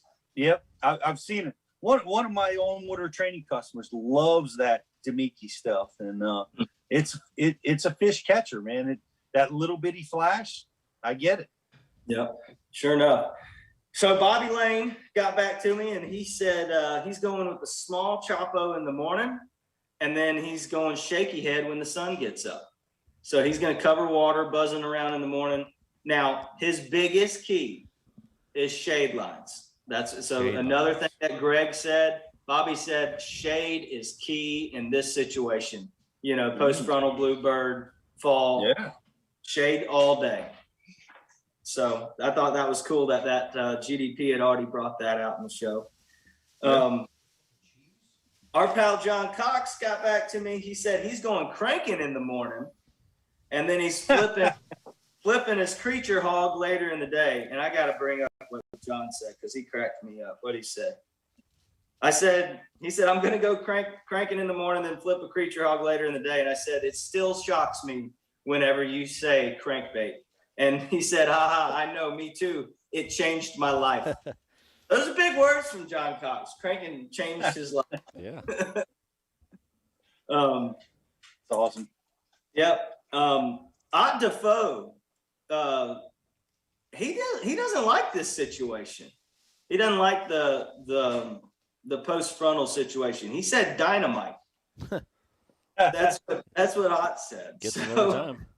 And then when we realized that wasn't the greatest answer, he said his OG tiny. That I guess, is that the next slim? Is that the next size down? He came out with a tiny. Okay. Yep.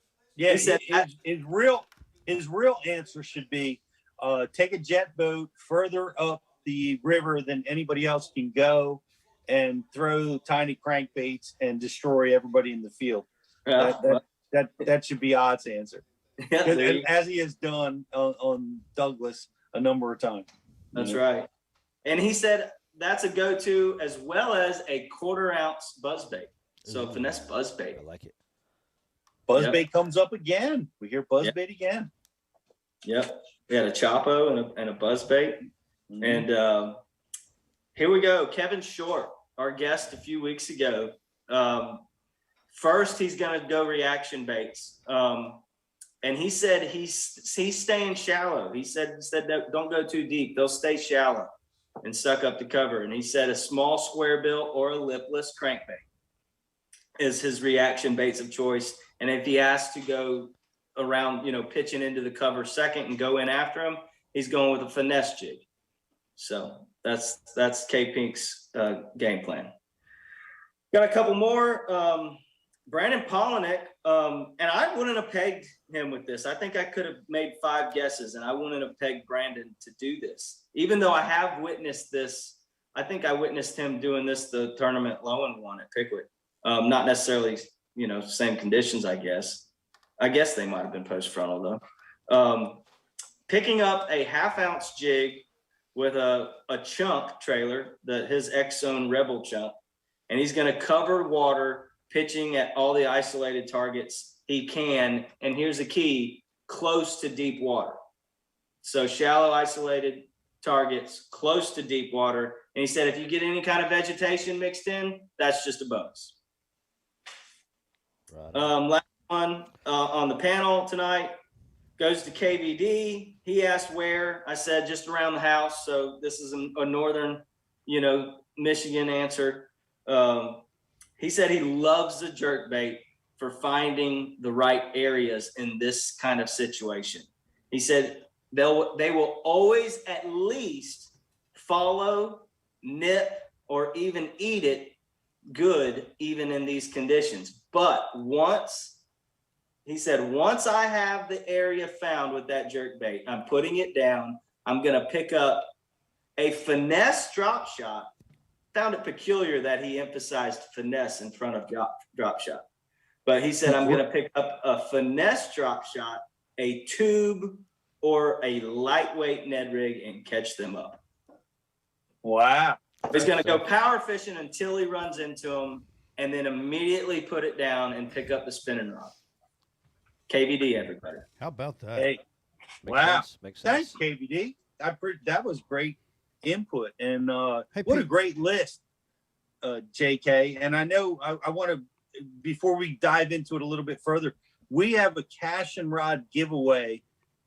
Riz, what are the details? Can guys enter and still win now, or how are we going to give this rod away? Absolutely, Pete. We're gonna put a trivia question out on the message board here very shortly. And anybody who gets the trivia question correct is going to win the Cashion Rod. So, guys, if you're not signed up, just head over to Bass U TV, get signed up right now. Use code BULive30, get 30 days for free, and you might know the answer to this trivia question, and you will win yourself a brand new CK Series Cashion Rod. You can choose of one of the 5 models that they have specifically designed for the CK Series with the help of the guy we just had on, Jody Queen. It's an awesome rod. Get signed up for BU, and you're going to have a chance to win. That's rad. JK, great list, dude. Yeah, man. I love when the guys get back to me, about 4 out of 5 of them always get back to me. And I usually just text them the afternoon of the show. Do you have a running list of the 1 out of 5 that don't? I know I would. No, man, because I'm not even paying them, So is Ish on that list? Tonight he was. He usually gets back to me though, man. He's probably on a saltwater boat somewhere, giant tuna or halibut. We love you, man. What is the trivia question? Let's ask hold our on. question. But before that, Pete, the people really want to know what in the hell is over your right shoulder? There? Yes. The eternal flame. What is that? You got a candle? Oh my gosh. I see it now. It's a fire? Oh, you know what it is? It's the reflection off of my I'll bring it up. What the hell? I got it's just reflecting off of the plexiglass. Nah, dude. It's still over there. Get that thing out of the way. from the fan. Well, there's got a rotating fan on the Is that what that is? He's got 2 of them, man. Oh my God. Stacked. There it goes. Is that it? Yep. Yep. Put it back, dude. It was way cooler before. Stacked with the Strins. Lake Champlain. The Strin series. That's awesome. Could you tell? I saw it. I knew what it was. Did you? Yeah, it looked like a freaking candle flicker in the back. No. Brian's Whatever, thinking dude. When you're 50, we'll see. Brian. But, our trivia question for tonight is, so when we had Jody Queen on, he said that his #1 bait to catch fish in a pinch and the most versatile bait for him is a chatterbait. He brought out 3 Z-Man baits that he uses as trailers for those chatterbaits in 3 different situations. What were the 3 baits that he displayed tonight on Bash U that he uses for his trailer for his chatterbaits? What were the 3 Z-Man soft plastic baits that Jody Queen throws behind a chatterbait? Let's hear it. That's an amazing question, Riz, because I can come up with 2. I can't remember the third one. Tricky.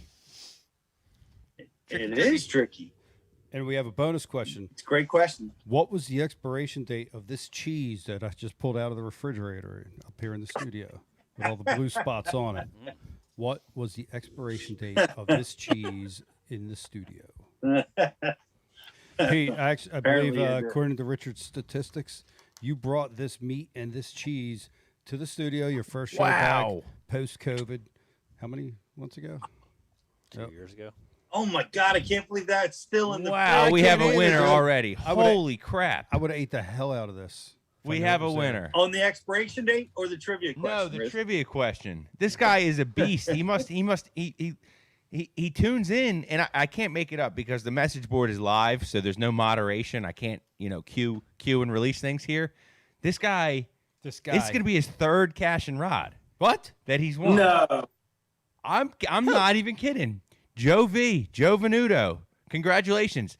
The Razor Shads, the Diesel Minnow, and the Minnow Z. And the aged New York cheddar cheese and the peppercini sticks. You're getting them as a bonus, Joe. Joe V. Good job, Joe man. V. Wow. Well done. This guy is on. Thank you for watching.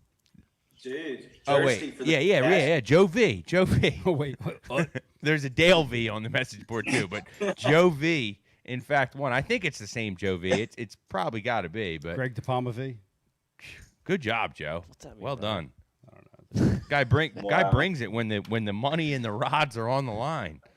No kidding. Man, he's tuning in. Well, it's a great show. It's a lot of amazing information.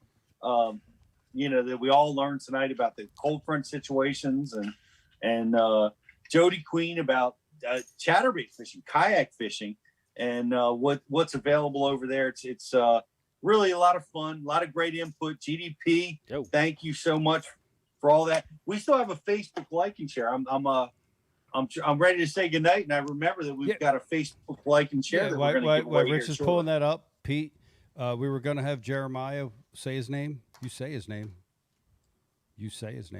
Jeremiah? You say it.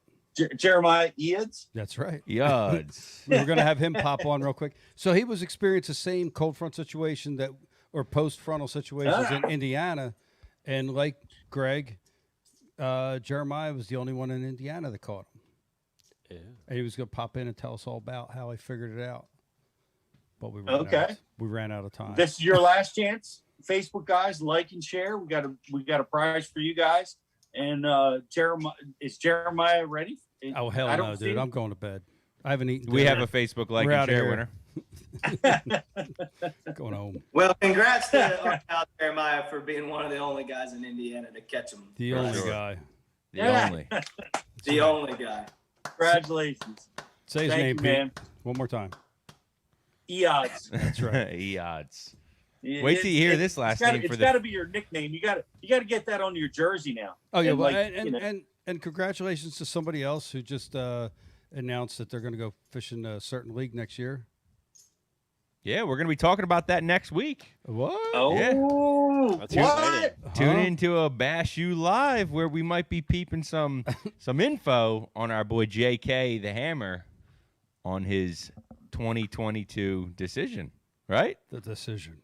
What? The decision. Yes. LeBron James ain't got nothing on this, boy. Let's just say we've come a long way since the January or February show where GDP asked me about what I was going to do this year. And I said, well, I think I'm just going to go back to the back of the boat. Yeah. A lot has changed. And by the way, Google, well, if you scroll down after my Google search about Green Bay with the largest freshwater estuary, there's other things that bring up the Chesapeake Bay. So there is a Google war on who has the largest freshwater estuary. And if you type, it's not far off. Yeah, so if you type in your Google search Mike Iaconelli tattoo and go down about 10 You'll find an interesting picture. I'll check that one out. Yeah. That just on images. Yes. Google images, Mike Iaconelli tattoo. Go down. You'll find everything you were looking for. Well, I invite everybody to do that in their spare time. Let's go. And tonight's Facebook like and share winner for the Bash University podcast, Rob Wilworth, is not. No, it's not Rob. It's Lance. Lance McCorter. Lance McCorter, kayak angler, nonetheless. Look, he's live right now. Yep. Oh, Kayak that's angler Lance McCorter. Congratulations. You won tonight's Facebook like and share. You got a $50 prize back coming from all of our awesome sponsors at the Bash University. There it is. JK's got it. That's what we need to close the show to.